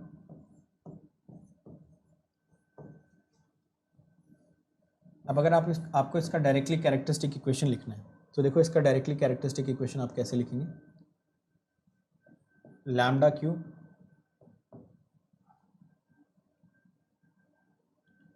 लैम्डा स्क्वायर लैम्डा और जो भी कांस्टेंट यहाँ पे आ रहा होगा, ये कांस्टेंट हमेशा डिटर्मिनेंट ऑफ ए होता है। ठीक है, पहले तो क्या करो, लैम्डा की डिक्रीजिंग पावर्स लिख लो, 3 2 1 लैम्डा की पावर 0। ऑल्टरनेट प्लस माइनस आपको लगाते जाना, प्लस माइनस प्लस माइनस। ठीक है, तो ऑल्टरनेट आपने प्लस माइनस लगाना भी सीख लिया। ऑल्टरनेट जब आप प्लस माइनस लगा रहे थे तो यहाँ पे आपको प्लस मिला, यहाँ पे माइनस, यहाँ पे प्लस, यहाँ पे माइनस। इतना करने के बाद आपको यहाँ पे थोड़ा सा मैं ये प्लस माइनस पहले कर लेता हूँ। चलिए, इतना करने के बाद आपको यहाँ पे कुछ वैल्यूज़ अटैच कर देनी चाहिए, वो वैल्यूज़ मैं लिख देता हूँ। यहाँ पे S1 और यहाँ पे S2। S1 तो आपका हो जाएगा ट्रेस, ठीक है। S2 यहाँ पे इंपॉर्टेंट होता है। S2 आप कैसे लिखते हैं, S2 भी मैं आपको समझा देता हूँ। देखो S2 लिखने का तरीका क्या होता है, सभी लोग देख लो यार, सभी लोग देख लीजिए। S2 लिखने के लिए सबसे पहले क्या किया करो, ये जो चारों कोने दिख रहे हैं आपको, इनका डिटर्मिनेंट निकाल लो। मतलब कैसे, A1 C3 minus A3 C1 ये मिला। फिर उसके बाद एक बंचिंग इसकी करनी है और एक बंचिंग इसकी करनी है, समझ गए ना। तो S2 क्या आएगा, इन तीनों के ही डिटर्मिनेंट का समीशन। तो मैं लिख देता हूँ इसको, कुछ स्मॉल A1 से रिप्लेस कर देता हूँ, plus small A2 plus small A3, ठीक है। तो एक बार हैबिट में आ जाएगा तो थोड़ा जल्दी निकल जाता है ये आंसर। बट वही मैंने बोला ना कि 3x3 का उतना सिमेट्रिक नहीं जितना 2x2 का होता है। इसमें आपको क्या करना होता है मैंने समझा दिया। दो चीज़ें तो आपके मिलती जुलती हैं, ये S1 वाला जो ट्रेस हो गया और ये जो डिटर्मिनेंट की वैल्यू हो गई, तो ये दोनों चीज़ें तो आपको बिल्कुल सेम मिल रही है जैसा पहले था। बट ये जो S2 आ रहा था ना, ये थोड़ा सा यहाँ पे आपको अजीब टाइप का दिख रहा है। तो S2 निकालने का तरीका मैंने आपको समझाया। S2 निकालने के लिए पहले चारों कोने इनको मार्क कर लो, फिर एक बंच यहाँ पे और दूसरा बंच यहाँ पे। तो ये बंच तो थोड़े से सिमेट्रिक है, बट थोड़ी सी प्रैक्टिस के बाद आप इनको भी मास्टर कर सकते हो। समझ गए ना सभी लोग, ये समझ आ गया ना 3x3 का आप डायरेक्ट कैसे निकालोगे characteristic equation. Fine, so I hope you are understanding these points clearly. चलो अब इस क्वेश्चन में आते हैं, देखते हैं इस क्वेश्चन को कैसे सॉल्व किया जा सकता है। ज़रा देखिए इस क्वेश्चन में आपको आइगन वेक्टर्स दे रखे हैं मैट्रिक्स के, और ये भी मेंशन कर रखा है कि अच्छा इस क्वेश्चन में कुछ गलती लग रही है, इस क्वेश्चन का डेटा थोड़ा सा गलत लग रहा है मुझे, शायद यहाँ पे 2 होना चाहिए, मतलब ऐसा कुछ होना चाहिए शायद 1 0 2 2, ठीक है। So this data is wrong I think.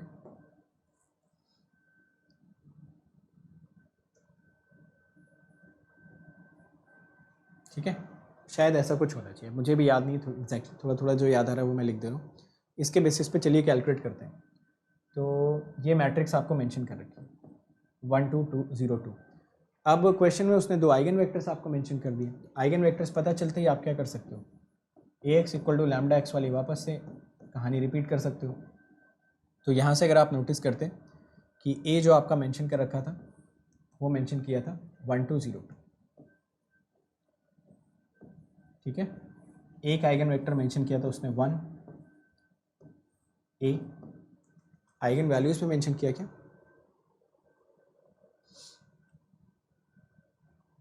Eigen values तो दिख रही हैं यहीं से, दीज आर आइगन वैल्यूज। तो आइगन वैल्यूज आपको मिल जानी चाहिए 1 एंड 2, ठीक है। तो हमने आइगन वैल्यूज ले ली 1 एंड 2। अब देखो एक इंपॉर्टेंट चीज़ अगर इस क्वेश्चन में आप नोटिस करते तो ये नहीं पता है कि अगर मैं आइगन वैल्यू 1 लेके चलता हूँ तो इसके करस्पॉन्डिंग में वेक्टर 1a लूँ या 1b लूँ। तो मैं मान लेता हूँ कि चलो ये 1a है, वैसे ही जो दूसरा आइगन वेक्टर है उसको मैं 2 के करस्पॉन्डिंग मान लेता हूँ। आप इसका उल्टा भी कर सकते थे या फिर आप डायरेक्टली यहाँ से भी अप्रोच कर सकते थे। तो मैं फिर से आपको समझाता हूँ। पहले तो क्वेश्चन में डेटा गलत था, वो डेटा मैंने थोड़ा सा ठीक किया आपके लिए। फिर उसके बाद मैंने आपको समझाया कि यहाँ से 2 आइगन वैल्यूज आपको दिख रही हैं 1 और 2 वाली। 1 के करस्पॉन्डिंग आइगन वेक्टर 1/a है, सॉरी 1a 1b है, पता नहीं, तो हमने 1 के करस्पॉन्डिंग 1a मान लिया, 2 के करस्पॉन्डिंग 1b मान लिया। इतना तो एटलीस्ट हम लोग कर ही सकते हैं, ठीक है।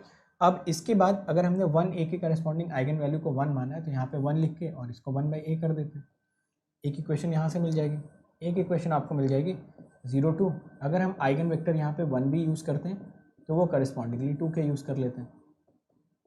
इन दोनों ही जगह से अगर हम लोग वैल्यूज़ कैलकुलेट करें, दोनों ही जगह से वैल्यूज़ कैलकुलेट करें तो वैल्यूज़ कैलकुलेट करना बहुत ही सिंपल दिख रहा है वैसे तो यहाँ से, फिर भी कैलकुलेट कर लेते हैं। ए तो मुझे 0 दिख रहा है डायरेक्टली यहाँ से, क्योंकि अगर आप ये वैल्यूज़ कैलकुलेट करेंगे तो आप सभी लोगों को यहाँ से मिलना चाहिए 1 + 2a = 1, ठीक है, which leads to a = 0। Second equation में अगर आप चेक करते तो आपको मिलता 1 + 2b = 2। तो यहाँ से मिलता आपको 1 + 2b = 2, और यहाँ से जो b की वैल्यू मिल जाती है वो मिल जाती है 1/2।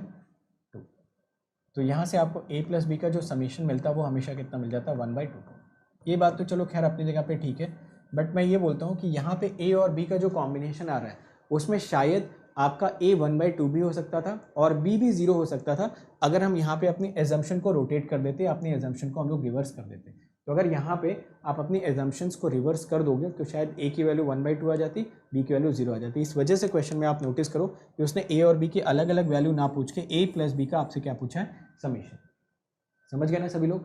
इस वजह से आपसे ए प्लस बी का समेशन पूछा है, क्योंकि उसको भी पता है कि उसने क्लैरिटी नहीं दे रखी है कि किस आइगन वैल्यू के करस्पॉन्डिंग आइगन वेक्टर 1 है और किस आइगन वैल्यू के करस्पॉन्डिंग आइगन वेक्टर 1 भी। जितने भी आइगन वैल्यू आइगन वेक्टर के क्वेश्चंस आते हैं उन सारे ही केसेस में आप हमेशा कोशिश करो कि ax equal to lambda x लगा के काम चला पाओ, rather going for the exact calculation. Exact calculation तभी करो जब सारे आपके रास्ते बंद हो जाएं। ठीक है, तो ऑप्शन क्या आ जाएगा करेक्ट यहाँ पे? B option will be correct. आइए देखते हैं अगले क्वेश्चन की तरफ चलते हैं।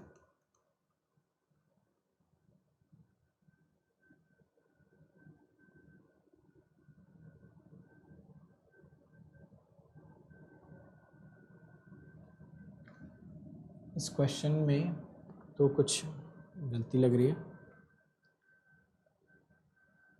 इसको कर लो आई। ठीक है, चलो ट्राई करो इस क्वेश्चन को और आंसर बताओ। इस क्वेश्चन में भी आपको 1 मिनट का मैं टाइम देता हूँ। तो आप देखोगे कि इसमें आपका डायगोनल मैट्रिक्स बन जा रहा है ना, तो आप देख रहे होंगे कि इसमें n क्रॉस n की एक डायगोनल मैट्रिक्स बन जाएगी। अगर मैट्रिक्स डायगोनल हो गई तो सारे के सारे आइगन वैल्यूज क्या हो जाएंगे, डायगोनल एलिमेंट के बराबर। तो यहाँ पे इवेंचुअली जो मैट्रिक्स आपकी बन रही होगी, सभी लोग शायद बहुत इजीली देख पा रहे होंगे कि मैट्रिक्स बन जाएगी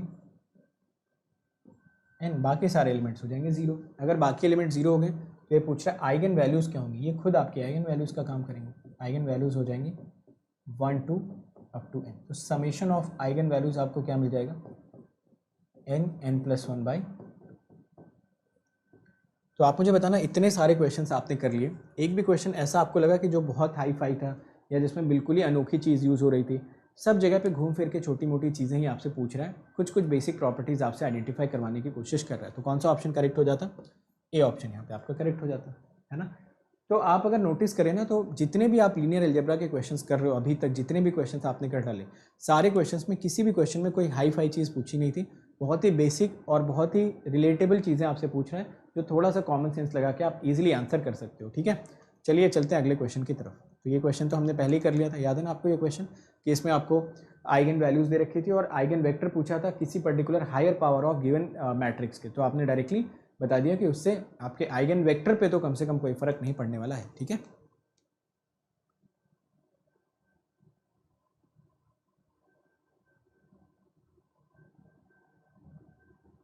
चलो ये देखो, इसमें पूछ रहा है कौन सा गलत है, विच इज नॉट ट्रू। पहला देखो, if A is upper triangular matrix the eigen values of A are the diagonal elements of it, correct है। Second, if A is real symmetric matrix the eigen values of A are always real and positive, positive होना जरूरी नहीं। ठीक है, so it is not necessary, ये statement गलत हो गया। तो गलत कौन सा हो गया, बी वाला ऑप्शन आपका गलत हो गया। जब भी कोई मैट्रिक्स आपके रियल सिमेट्रिक होती है उस केस में सारी वैल्यूज़ का रियल होना मस्ट है, पॉजिटिव की कोई जिम्मेदारी नहीं है, नेगेटिव भी हो सकते हैं। ठीक है, अगले पे आते हैं। यहाँ से देखो, एक नए सेट ऑफ प्रॉपर्टीज़ मैं आपको बताऊंगा, उस पर भी बहुत क्वेश्चंस आते हैं। ठीक है, तो यहाँ से जो मैं प्रॉपर्टीज़ बताऊंगा ना, इस पर इतनी बार क्वेश्चन आता है और इतने ज़्यादा नंबर ऑफ क्वेश्चन इस पर आते हैं जिसको कि आप इमेजिन नहीं कर सकते। और अगर आपको वो प्रॉपर्टी पता है तो वो क्वेश्चन आपसे लग जाएगा 1 सेकेंड में, और अगर नहीं पता है तो हो सकता है आपको 10-15 मिनट लग जाए उस पूरे के पूरे क्वेश्चन को क्रैक करने में। तो यहाँ से जो प्रॉपर्टी मैं बताने जा रहा हूँ ना, ये बहुत ही ज़्यादा इंपॉर्टेंट प्रॉपर्टी। तो मैं आपको थोड़ा सा ध्यान दिलाता हूँ सभी लोगों को कि अगर आपका ए एक सिमेट्रिक मैट्रिक्स होता है, अगर आपका ए एक सिमेट्रिक मैट्रिक्स है, तो जो इसके आइगन वेक्टर्स आते हैं वो क्या शो करते हैं, eigen vectors form set of mutually orthogonal vectors, set of mutually orthogonal vectors. तो set of mutually orthogonal vectors का मतलब क्या होता है कि अगर आप एक्स आई और एक्स जे का ट्रांसपोज निकालोगे तो 0 मिलेगा जब आई और जे इक्वल नहीं होंगे, बट जब आप एक्स आई इंटू एक्स आई का ट्रांसपोज कैलकुलेट करोगे तो ये नॉन ज़ीरो मिलेंगे जब आई इक्वल टू जे होंगे। मतलब अगर आपके पास कोई एक पर्टिकुलर सेट ऑफ वेक्टर्स दे रखे हैं ठीक है, आपके पास कोई सेट ऑफ वेक्टर्स दे रखे हैं, तो इसमें अगर आप कोई भी दो डिफरेंट वेक्टर्स निकाल के, कोई भी दो डिफरेंट वेक्टर्स उठा के उनका इनर प्रोडक्ट अगर कैलकुलेट करते हो, इनर प्रोडक्ट का मतलब एक matrix multiplied by transpose of another matrix, तो ये जो पूरा का पूरा सेट आपको दिख रहा है, इसमें अगर आप कोई भी दो डिफरेंट वेक्टर्स उठाते हो और एक वेक्टर और दूसरे का ट्रांसपोज मल्टीप्लाई करते हो तो आंसर हमेशा 0 मिलेगा। बट अगर आप दोनों सिमिलर वेक्टर्स उठा लेते हो और उनके ट्रांसपोज को मल्टीप्लाई करते हो तो आपको आंसर हमेशा नॉन जीरो मिलता है। जब भी आपके कोई भी सेट ऑफ वेक्टर्स ये प्रॉपर्टी सेटिस्फाई करते हैं तो आप बोलते हैं कि वो particular set is nothing but the set of mutually orthogonal vectors. अगर यही आपकी नॉन जीरो वैल्यू 1 हो जाती तो आप बोल देते कि this is the set of the orthonormal vectors. तो ऑर्थोनॉर्मल होने के लिए सिर्फ और सिर्फ इसी वैल्यू का क्या होना ज़रूरी है, ये जो नॉन जीरो वैल्यू आपको दिख रही है, अगर यही नॉन जीरो वैल्यू आपकी 1 हो जाती है so it will become set of mutually orthonormal. ठीक है, तो ये ऑर्थोनॉर्मल तब कहलाते हैं जब ये वैल्यू आपकी कितनी हो जाती है 1। बाकी ये कंडीशन तो चाहिए ही चाहिए। तो ऑर्थोनॉर्मल बोलने के लिए भी ऑर्थोगोनैलिटी की ही कंडीशन चाहिए होती है, जस्ट जो नॉन जीरो वैल्यू होती है उसको आप यूनिटी से रिप्रेजेंट करना चाहते हैं। तो पहली प्रॉपर्टी, जब भी कोई मैट्रिक्स सिमेट्रिक होती है उससे जितने भी आइगन वेक्टर्स आते हैं, अगर 10 आइगन वेक्टर्स आ रहे हैं तो 10 आइगन वेक्टर्स एक साथ मिलके एक set of mutually orthogonal vectors बनाएंगे। मतलब उसमें से कोई भी दो अलग अलग वेक्टर्स को आप मल्टीप्लाई करोगे एक का दूसरे के ट्रांसपोज के साथ, आंसर हमेशा 0 मिलेगा। सेम का सेम के ट्रांसपोज के साथ करोगे नॉन जीरो मिलेगा। अगर वही नॉन जीरो वैल्यू 1 हो जाती है तो आप उसी ऑर्थोगोनैलिटी को ऑर्थोनॉर्मैलिटी में एक्सटेंड करवा सकते हो। कितने लोगों को ये लॉजिक समझ में आ गया? x1 x2 are eigen vectors, ठीक है, so these are eigen vectors of A. जब भी x लिखते हैं ना तो उसका मतलब ही होता है कि आइगन वेक्टर की बात चल रही है। ठीक है, तो ये सारे के सारे ए के आइगन वेक्टर्स हैं, ये लिखा हुआ है ना आइगन वेक्टर्स। समझ आ गया ना सबको ये प्रॉपर्टी, पहली प्रॉपर्टी। दूसरी इंपॉर्टेंट प्रॉपर्टी देखो क्या होती है, सिमेट्रिक वाले बहुत क्वेश्चंस आपको देखने को मिलेंगे, बड़े इंपॉर्टेंट होते हैं। सेकेंड इंपॉर्टेंट प्रॉपर्टी होती है कि अगर ए आपका सिमेट्रिक मैट्रिक्स है,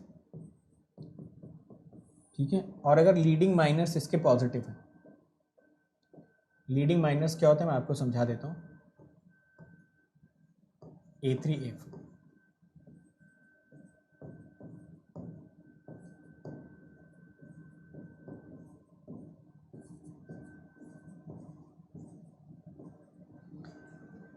इसके लीडिंग माइनस क्या होता है? देखो लीडिंग माइनस का मतलब होता है ये पहला एलिमेंट, उसके बाद अगला जो एलिमेंट बनेगा माइनर वाला वो, ठीक है, तो इनको बोलते हैं लीडिंग माइनस। यहाँ पे कैसे लीडिंग माइनस बनेंगे, एक तो ये 2 क्रॉस 2, एक है 3 क्रॉस 3, ठीक है। If leading minors are positive, सारे के सारे अगर लीडिंग माइनस पॉजिटिव है so all eigen values will also be positive. ठीक है, तो ये दो इंपॉर्टेंट प्रॉपर्टी जिनके बेसिस पे बहुत सारे क्वेश्चंस बनते हैं और उनको आप काफ़ी आसानी से क्रैक भी कर सकते हो। तो मैंने दो प्रॉपर्टी बताई, अगर सिमेट्रिक ढूंढ लेना तो समझ जाना जितने भी आइगन वेक्टर्स आएंगे वो हो जाएंगे म्यूचुअली ऑर्थोगोनल। एंड अगर सिमेट्रिक मैट्रिक्स के लीडिंग डायगोनल्स पॉजिटिव है, लीडिंग माइनस पॉजिटिव है, नॉट डायगोनल, माइनस, माइनस की बात हो रही है, माइनस का मतलब आपके स्क्वायर मैट्रिसेस का डिटर्मिनेंट। तो अगर ये लीडिंग माइनस आपके पॉजिटिव है तो सारे के सारे आइगन वैल्यूज भी आपको क्या मिल जाएंगे? Positive. These are eigen values. समझ गए ना सभी लोग इस सारे के सारे कॉन्सेप्ट को? अब चलो इसका आंसर बताओ, इस क्वेश्चन का आंसर देखो, बोल रहे हैं the value of the dot product of the given vectors corresponding to any pair of different eigen values of a 4x4 symmetric positive definite matrix is, क्या हो जाएगा?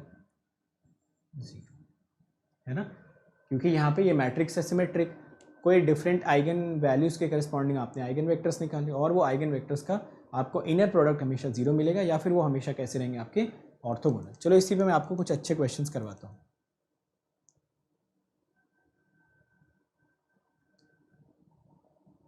ये सब तो आप कर लेंगे। ये क्वेश्चन बताइए इसका आंसर फटाफट। सिमेट्रिक वाले क्वेश्चन हम लोग करते हैं, आंसर सभी लोग बताते जाएंगे, ठीक है। सिमेट्रिक वाले क्वेश्चन बहुत इंपॉर्टेंट होते हैं और उनके आंसर्स आप बहुत आसानी से निकाल सकते हो जस्ट प्रॉपर्टी लगा के। बस आपको क्वेश्चन में पढ़ना होता है कि रियल सिमेट्रिक दे रखा होता है, कभी कभी आपको पहचानना होता है, ठीक है। तो कभी कभी आपको पढ़ के अंदाज़ा लगाना होता है, कभी कभी आपको पहचानना पड़ता है मैट्रिक्स को देख के। तो इसका आंसर क्या हो जाएगा चेक कर लीजिए। देखो क्वेश्चन में बोल रखा है कि एक 3x3 रियल सिमेट्रिक मैट्रिक्स है और उसमें से दो आइगन वैल्यूज़ दे रखी हैं ए और बी जो कि नॉन जीरो हैं, और उनके आइगन वेक्टर्स मेंशन किए जहाँ पे ए और बी की वैल्यू बराबर नहीं है। तो उस केस में आप सभी लोग बता सकते हैं कि ये दोनों हो जाएंगे ऑर्थोगोनल और अगर ये ऑर्थोगोनल हो गए तो एक का दूसरे के ट्रांसपोज के साथ हम क्या करने वाले हैं, प्रोडक्ट लेने वाले।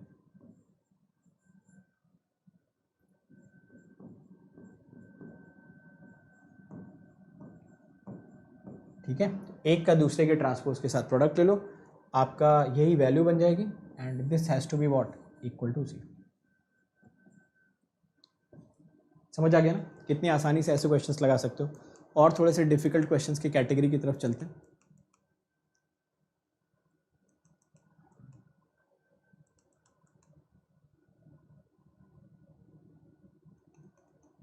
सिमेट्रिक वाले क्वेश्चन ही करते हैं पहले कुछ।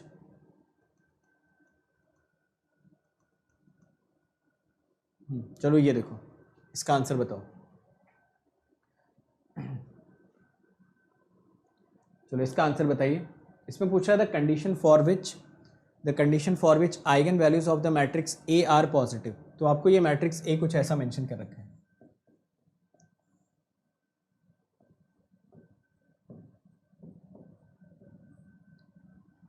ठीक है, तो मैट्रिक्स ऐसा कुछ मेंशन कर रखा है। चलो यार इसका आंसर बताओ। 12 बज गया क्या? चलिए 12 बज चुका है अपना, लास्ट के अपने पास 10 मिनट्स और बचे हुए। तो आज भी हमने यार काफ़ी क्वेश्चंस कर लिया, आई होप काफ़ी सारे क्वेश्चंस हम लोगों ने कर लिया आज भी। मेरे ख्याल से 50 से ज़्यादा तो हो ही गए होंगे, आप चेक कर लेना। तो जितना टारगेट रखा था उतना ऑलमोस्ट हम लोग अचीव करने वाले हैं। देखिए क्वेश्चन में बोल रखा है condition for which eigen values of the matrix are positive. अगर सारे ही आइगन वैल्यूज़ को पॉजिटिव होना है, आपने चेक करा ये माइनर तो कैसा था, पॉजिटिव। दूसरा लीडिंग माइनर आपको मिल जाएगा, ये आपको मिलेगा 2k - 1 greater than 0, k greater than 1/2। Option क्या हो जाता है यहाँ से, k greater than 1/2। A option यहाँ पे आपको मेंशन कर रखा है। ठीक है, समझ गए? चलो अगला क्वेश्चन, नेक्स्ट अगला एक ऐसा क्वेश्चन और करते हैं। ठीक है, उसका भी आप आंसर बताना।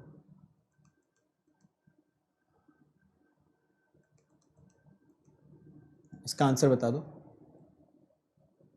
इसका आंसर बताइए, है ना। तो मैं आपको सेम कैटेगरी के क्वेश्चंस यहाँ पे लिख रहा हूँ। देखो सारे टीचर्स अच्छे होते हैं यार, हर टीचर अच्छा होता है, हर टीचर मेहनत करके इंडिया लेवल पे पढ़ाता है ना, ऐसा तो है नहीं कि। और मैं आपको देखो इनफैक्ट एक सच की बात बताता हूँ कि टीचिंग ना एक बहुत ही डिफ़िकल्ट प्रोफेशन है। मतलब आप किसी को समझा रहे हो कोई चीज़, और वो भी टेक्निकल चीज़, मतलब आप किसी को नॉर्मल सी चीज़ समझाने की कोशिश करो, तो नॉर्मल सी चीज़ समझाना कितना मुश्किल होता है ना। किसी को आपको बोला जाए आप किसी को कन्विंस करिए किसी भी पर्टिकुलर चीज़ के लिए, तो किसी भी पर्टिकुलर चीज़ के लिए ना किसी भी इंसान को कन्विंस करना ना बहुत मुश्किल होता है। तो टीचिंग एक बहुत ही डायनामिक प्रोफेशन है जिसमें आप हर एक सेकंड के लिए जज होते जाते हो। कभी मान लो मैंने सपोज़ आपको 1000 घंटे पूरे साल में पढ़ा दिए, ठीक है, जिसमें से मैंने 999.59 आवर्स आपको ठीक ठीक पढ़ाया। एक आवर में सपोज़ मैंने कोई प्लस का माइनस कर दिया, ठीक है, तो ये प्लस के माइनस पे भी आप क्रिटिसाइज़ कर सकते हो किसी भी टीचर को, वैसे ही जैसे आप विराट कोहली को क्रिटिसाइज़ कर देते हो जब वो किसी मैच में 0 पे आउट हो जाता है, जबकि उसका वनडे में एवरेज 60 का है, T20 में 50 का है, टेस्ट में 57 का होता है।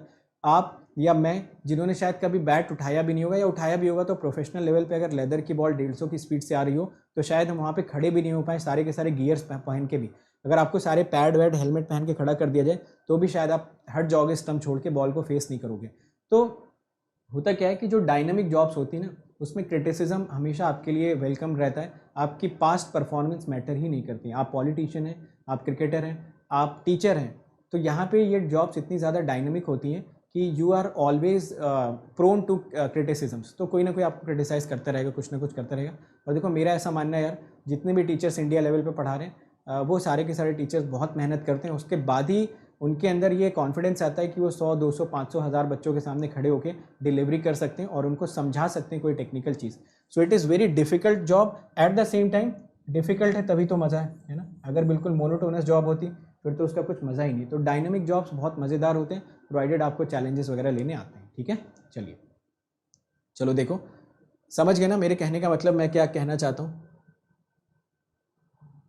सो जब आप लोग भी जब कभी प्रोफेशनल लाइफ में जाना तो कभी भी हमेशा दूसरों से सीखिए, हमेशा दूसरों से सीखिए, जो अच्छे लोग हैं उनसे, जो अच्छे लोग नहीं हैं उनसे भी, और हमेशा you should be open to criticism, ठीक है, करो क्रिटिसाइज जितना करना, will try to improve over the period of time. तो ये एटीट्यूड रख के चलिए तो आप हमेशा खुश रहेंगे।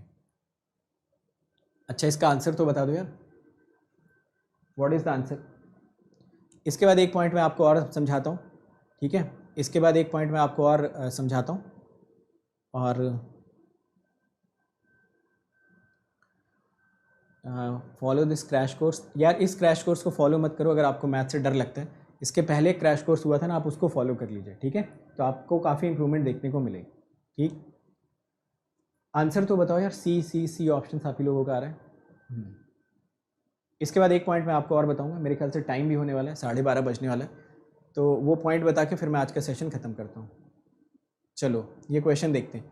क्वेश्चन में बोल रखा है कि it has 3 distinct eigen values, है ना, ट्री लिखा हुआ है, इसको 3 कर लेना है, दिस इज 3। एक पॉइंट फिर मैं आपको और बताऊंगा, उसके बाद हम लोग आज का सेशन खत्म करेंगे। तो it has 3 distinct eigen values and one of the eigen vectors is this. Question में पूछ रहा है which of one of the following can be another eigen vector. So I hope सभी लोगों ने देख लिया होगा कि ये सिमेट्रिक मैट्रिक्स है, तो ए ट्रांसपोज इक्वल टू मिलता है आपको ए, है ना, सही बात। अगर ए ट्रांसपोज इक्वल टू आपको मिलता है ए, तो उस केस में आप क्या बोलोगे कि जो जितने भी आइगन वेक्टर्स आएंगे, क्योंकि तीनों आइगन वैल्यूज कैसे डिस्टिंक्ट, सॉरी आइगन वैल्यूज यहाँ पे λ1, λ2, λ3 तीनों डिस्टिंक्ट है। अब अगर ये तीनों डिस्टिंक्ट आइगन वैल्यूज हैं तो ऑब्वियसली इनके करस्पॉन्डिंग जो आइगन वेक्टर्स बनेंगे वो सारे के सारे आइगन वेक्टर्स कैसे बनेंगे, इंडिपेंडेंट, सॉरी ऑर्थोगोनल, तीनों बनेंगे आपके ऑर्थोगोनल, ठीक है। तो यहाँ से अगर आपको ये तीनों ऑर्थोगोनल चाहिए तो इसका मतलब कौन सा ऑप्शन इसमें से सही होगा। अगर आप इसको एक x1 मान लेते हैं तो इसमें वो वाला ऑप्शन आपको ढूंढना पड़ेगा जिसमें कि अगर आप x2 के ट्रांसपोज को मल्टीप्लाई करें तो आपको यहाँ से एक नल वेक्टर मिल जाए या फिर एक नल मैट्रिक्स मिल जाए। तो आई होप सभी लोगों ने यहाँ पे चेक कर लिया कि अगर हम लोग C ट्रांसपोज से मल्टीप्लाई करते हैं तो ये आंसर आपको क्या मिल जाना चाहिए, 0। तो आपने देखा कि इस क्वेश्चन में सिर्फ प्रॉपर्टी के बेसिस पे आप क्वेश्चन को कैसे क्रैक कर पा रहे हो। आपने सिर्फ नोटिस किया कि यार ये मैट्रिक्स कैसी थी, सिमेट्रिक मैट्रिक्स थी। अगर ये जो सिमेट्रिक मैट्रिक्स यहाँ पे मेंशन कर रखी है इसके तीनों के तीनों आइगन वैल्यूज डिस्टिंक्ट हैं, तो जो तीनों आइगन वेक्टर्स आएंगे वो बनाएंगे एक set of mutually orthogonal vectors या set of mutually orthogonal matrices. उसमें से आप किन्हीं भी 2 डिफरेंट वेक्टर्स को अगर चूज करोगे तो उनका इनर प्रोडक्ट मिलने वाला 0, और किन्हीं भी 2 सेम वेक्टर्स को अगर चूज करोगे तो ऑब्वियसली इनर प्रोडक्ट आपको मिलेगा नॉन 0, तभी आप बोलते हैं set of mutually orthogonal vectors. तो इस तरीके से ये क्वेश्चन भी आप क्रैक कर सकते हो। तो सभी लोग मुझे कमेंट सेक्शन में एक बार कंफर्म करना कि आज के सेशन में, हाँ, PDF मिलेगा, ग्रुप पे शेयर होगा, ठीक है। तो आप अगर टेलीग्राम पे कनेक्टेड नहीं हो तो मैं अभी थोड़ी देर में टेलीग्राम का लिंक शेयर करता हूँ, आप वहाँ पे ज्वाइन कर सकते हैं। तो सभी लोग एक बार कमेंट सेक्शन में बताना कि आज का सेशन में आपको काफ़ी कुछ सीखने को मिला, एक अच्छी प्रैक्टिस हो गई आपकी 2 घंटे के अंदर अंदर। मैं 2 घंटे नहीं मानता हूँ, मैं 100 मिनट्स अराउंड मान के चलता हूँ, क्योंकि बाकी 5-10 मिनट हम लोगों को आने जाने में, बात करने में इतना टाइम तो हमारा निकल जाता है। तो I hope you got a lot of points today. आपको काफ़ी कॉन्फिडेंस आया होगा रैंक के क्वेश्चंस में, आइगन वैल्यूज़, आइगन वेक्टर के क्वेश्चंस में, और इनको आपने विद इन टाइम फ्रेम सारी चीज़ें आपने अच्छे से सीखी। अभी क्वेश्चन खत्म नहीं हुए, कल की क्लास में अभी और नंबर ऑफ क्वेश्चन हम लोग प्रैक्टिस करेंगे। अभी आइगन वैल्यूज़ के क्वेश्चन बचे हैं, अभी लीनियर इक्वेशन के क्वेश्चन बचे हुए हैं, तो वो भी हम लोग कल की क्लास में करेंगे। तो हमारा पर्पज़ इस सेशन को क्या आप सभी लोग समझिए कि हम लोग क्वेश्चंस के थ्रू पूरा का पूरा मैथ्स रिवाइज करना चाहते हैं। हम चाहते हैं क्वेश्चंस भी लग जाए और कोई पॉइंट हमारा छूटने भी नहीं पाए। तो आप सभी लोगों को मैं सजेस्ट करूंगा कि या तो जो पहले से क्रैश कोर्स हो रखा है ना, एक बार उसको रिकॉर्डेड आप लोग देख लो, या फिर आपने जो मैंने PDF शेयर कर रखी है ना, वो PDF एक बार गो थ्रू कर लिया करो आधे घंटे के अंदर। आधे घंटे में बहुत आराम से 2 घंटे की वीडियो देखी जा सकती है या फिर PDF रिवाइज किया जा सकता है। तो थोड़ा सा गो थ्रू करके आओगे तो आपके लिए यहाँ पे चीज़ें समझने में आसानी होगी, क्वेश्चन ज़्यादा हम लोग प्रैक्टिस कर पाएंगे, ठीक है। अब रही लास्ट बात, ठीक है, अब रही लास्ट बात। तो एक बात मुझे आप लोगों को और बतानी है, मतलब उस चीज़ को बहुत ध्यान से समझना, बहुत अपने दिमाग में उस चीज़ को उतरने देना, बहुत ध्यान से उस चीज़ को अपने दिमाग में आप उतरने देना, तो आप समझोगे कि उसका मतलब क्या है। समझिए मेरी बात को कि आपको क्या लगता है कि what do you understand by success, क्या होती है सक्सेस। बहुत ध्यान से सुन लेना यार, 2 मिनट में मैं आपको बहुत अच्छी चीज़ समझा रहा हूँ। शायद अगर ये आपके दिमाग में बात बैठ जाए तो आप हमेशा लाइफ में रिलैक्स रह सकते हो। सक्सेस का मतलब क्या होता है? सक्सेस का मतलब होता है गेट निकालना, गेट में फर्स्ट रैंक लाना, IAS बन जाना, बहुत करोड़ों लाखों रुपए कमा लेना, या फिर कहीं पे मोटिवेशनल स्पीकर बन जाना, या फिर अपने पैशन को फॉलो करना। What is success? पहली चीज़, सक्सेस कोई भी एब्सोल्यूट क्वांटिटी नहीं है, सक्सेस हमेशा रिलेटिव होती है। जैसे मेरे लिए सक्सेस की डेफिनेशन इस टाइम पे कुछ और होगी, जब मैं स्टूडेंट था तो मेरे लिए उस टाइम पे सक्सेस की डेफिनेशन कुछ और थी। तो सक्सेस एक ऐसी क्वांटिटी ना जो रिलेटिव होती है, जो इंसान जब तक रहता है जब तक इस दुनिया में रहेगा, उसके लिए जो सक्सेस के मायने हैं ना वो दिन प्रतिदिन चेंज होते जाते हैं। कल को आप गेट का एग्ज़ाम निकाल लोगे, आप किसी जॉब में जाओगे तो शायद सक्सेस आपके लिए कुछ और हो जाएगा। तो सक्सेस हमेशा एक रिलेटिव क्वांटिटी होती है। सक्सेस को कभी भी आप मेजर नहीं कर सकते, कभी उसका मैग्नीट्यूड नहीं निकाल सकते। तो सक्सेस जो होती है ना वो हमेशा दो चीज़ों पे डिपेंड करती है। पहली चीज़ इस बात पे डिपेंड करती है कि जो भी लाइफ अभी आप जी रहे हो, फॉर एग्जांपल अभी आप स्टूडेंट हो, ठीक है, तो क्या आप ये स्टूडेंट लाइफ एंजॉय कर रहे हो या नहीं कर रहे हो। You should enjoy this life at your core. Enjoy in the sense आपको पता है कि मेरा काम क्या है एज अ स्टूडेंट मेरा काम क्या है, पढ़ना। तो क्या मैं पढ़ाई को एंजॉय नहीं करूँगा क्या? करना ही चाहिए और करना ही पड़ेगा। अदरवाइज़ अगर आप इस चीज़ का इंतज़ार कर रहे हो कि कल को कोई सुनहरा दिन आएगा, उस दिन से आपके लिए सब कुछ बेहतरीन हो जाएगा, आप सब खुश रहने लगोगे, आपको बहुत अच्छी अच्छी चीज़ें मिलेंगी, आपकी ज़िंदगी में कोई तकलीफ़ नहीं आएगी, कोई कष्ट नहीं आएगा, तो आप बहुत ही बड़े भुलावे में जी रहे हो। एक एक दिन जो आपका निकलता जा रहा है ना वो आप जीते हुए चले जा रहे हो। तो हर एक दिन को आप एंजॉय करना सीखो। सक्सेस कभी भी आपको मिलेगी ही नहीं, क्योंकि सक्सेस बाय डिफ़ॉल्ट आपकी डेफिनेशन सक्सेस की चेंज होती जाएगी। कल को आप जॉब में जाओगे, आपके लिए सक्सेस का पैरामीटर कुछ और हो जाएगा। जैसा कि मैंने बोला, मेरे लिए शायद इस टाइम पे सक्सेस कुछ और है और जो मैं अचीव करना चाहता तो वो मैं करता जा रहा हूँ। तो सक्सेस हमेशा रिलेटिवली चेंज होती जाती है। आप कल को एक प्रोफेशनल लाइफ में जाओगे, कल को आप बन गए प्रोफेशनल, है ना, वहाँ पे आपके सामने अलग चैलेंजेस आएंगे। तो एज अ प्रोफेशनल आपका काम क्या है? जो भी काम, अगर आप टीचर हो तो पढ़ाना, अगर आप क्रिकेटर हो तो आप खेलना, अगर आप किसी सॉफ्टवेयर कंपनी में जाते हो, किसी आईटी कंपनी में जाते हो, किसी कोर कंपनी में जाते हो, तो वहाँ पे अपनी स्किल्स को डेवलप करना और वहाँ पे भी टॉप पे रहना। तो हमेशा जो भी आप जिस भी डोमेन में हो, जिस भी टाइम फ्रेम में हो ना, उस टाइम फ्रेम को हमेशा एंजॉय किया करो। और उस चीज़ को आप जितनी जल्दी एक्सेप्ट कर लोगे कि यार अगर मैं इस फेज़ में हूँ तो ये मेरा काम है, काम हर कोई करता है, हमें भी करना पड़ेगा। और अगर हम नहीं कर रहे हैं काम तो सक्सेस आपको मिल भी जाएगी ना, तो आप कभी भी खुश नहीं रहोगे। आपका गेट का एग्ज़ाम निकल भी जाएगा ना, आप खुश नहीं रहोगे, तब भी आप चिड़चिड़े ही रहोगे, है ना, तब भी आप चिड़चिड़ाते ही रहोगे, हमेशा हमेशा आप टेंशन में रहोगे, हमेशा फ्रस्ट्रेट रहोगे। ये बोलोगे यार ये भी करना है, वो भी करना है, क्या करें क्या नहीं करें, अब तो और जिम्मेदारी बढ़ती जा रही है। तो अगर आप ये छोटा सा पॉइंट सीख गए कि यार जिस भी टाइम फ्रेम में आप हो, अगर आप उसको एंजॉय कर रहे हो ना, तो वही आपका सक्सेस है ना। सक्सेस कभी मिलेगी नहीं, सक्सेस आपके पास है इस टाइम पे, है ना। आप बहुत ही प्रिविलेज्ड हैं, आप सक्सेसफुल हैं इस टाइम पे, उसको एंजॉय करिए और जो आपका काम है उस काम को पूरी शिद्दत से, पूरी लगन के साथ कंप्लीट करिए। आगे भी आप सक्सेसफुल होंगे, उसके आगे और सक्सेसफुल होंगे, तो सफलता आपको मिलती जाएगी। हर एक टाइम फ्रेम को आप एंजॉय करना सीखिए। होपफुली आप मेरी बात समझ पा रहे होंगे। अभी नहीं समझ पा रहे हो तो धीरे धीरे आगे चल के समझोगे। तो कोशिश करिए जिस टाइम फ्रेम में आप हो उस टाइम फ्रेम में खुश रहिए, उसमें अपना बेस्ट दीजिए। Do not wait for the results, do not try to predict the result जो होगा देख लेंगे, उसको भी उसी ही शालीनता से, उसी ही डेकोरम के साथ एक्सेप्ट करेंगे और वहाँ से सीखने की कोशिश करेंगे। शायद मैं आपको समझा पाया, मैं कुछ जो बताना चाह रहा था कि सफलता का इंतज़ार मत करिए, आप अभी सफल हैं। कोशिश करिए उस सफलता का जो परिणाम है या उस सफलता का जो प्रोसेस है उसको फॉलो करो। और उसका प्रोसेस एज अ स्टूडेंट होता है पढ़ाई करना, पूरे 24 घंटे में से मैक्सिमम यूटिलाइज़ करना। मेरे लिए सक्सेस क्या है कि मैं टीचर हूँ, तो मैं अपनी टीचिंग जॉब को जितने अच्छे से होन कर पाऊँ, जितने अच्छे से उसको पॉलिश कर पाऊँ, वो मेरा जॉब है इस प्रेजेंट टाइम पे। तो उसके लिए मुझे पढ़ना पड़ेगा। तो मैं उसको कोस नहीं सकता ना कि मैं बहुत अच्छा पढ़ाता हूँ, मेरी क्लास में बच्चे नहीं आते, और या तो मैं बहुत ख़राब पढ़ाता हूँ, मेरी क्लास में बच्चे आ जाते हैं, या तो मुझे पढ़ना अच्छा नहीं लगता है, या फिर मुझे कॉन्सेप्ट करना है। ये सब चीज़ें सेकेंडरी ना, मेरा काम है पढ़ना और आपको पढ़ाना। बच्चे आते हैं, बच्चे नहीं आते, कभी कम होते कभी ज़्यादा होते हैं, that should never affect my work ethic towards the student community. समझ आ गई ना सभी को बात? तो ये बात यार सभी लोग याद रखना, ठीक है। और धीरे धीरे आप समझोगे, जैसे जैसे लाइफ में आगे जाओगे, जैसे जैसे स्ट्रगल करोगे, ये चीज़ें धीरे धीरे आप प्रैक्टिकली अच्छे से मेजर कर पाओगे। It's time to experience something glorious. Unacademy Combat. Compete, crack, conquer. A challenging GATE contest engineered to give you an experience like none other. Where you put your knowledge to test and battle it out with the best. To bring out the best in you, Unacademy Combat is the most competitive, gamified contest for GATE till date, with the best of the questions by best educators. with detailed video solutions from top educators right after each contest. Combat live with peers to get real-time rankings and win big. Participate in every contest to improve your ratings.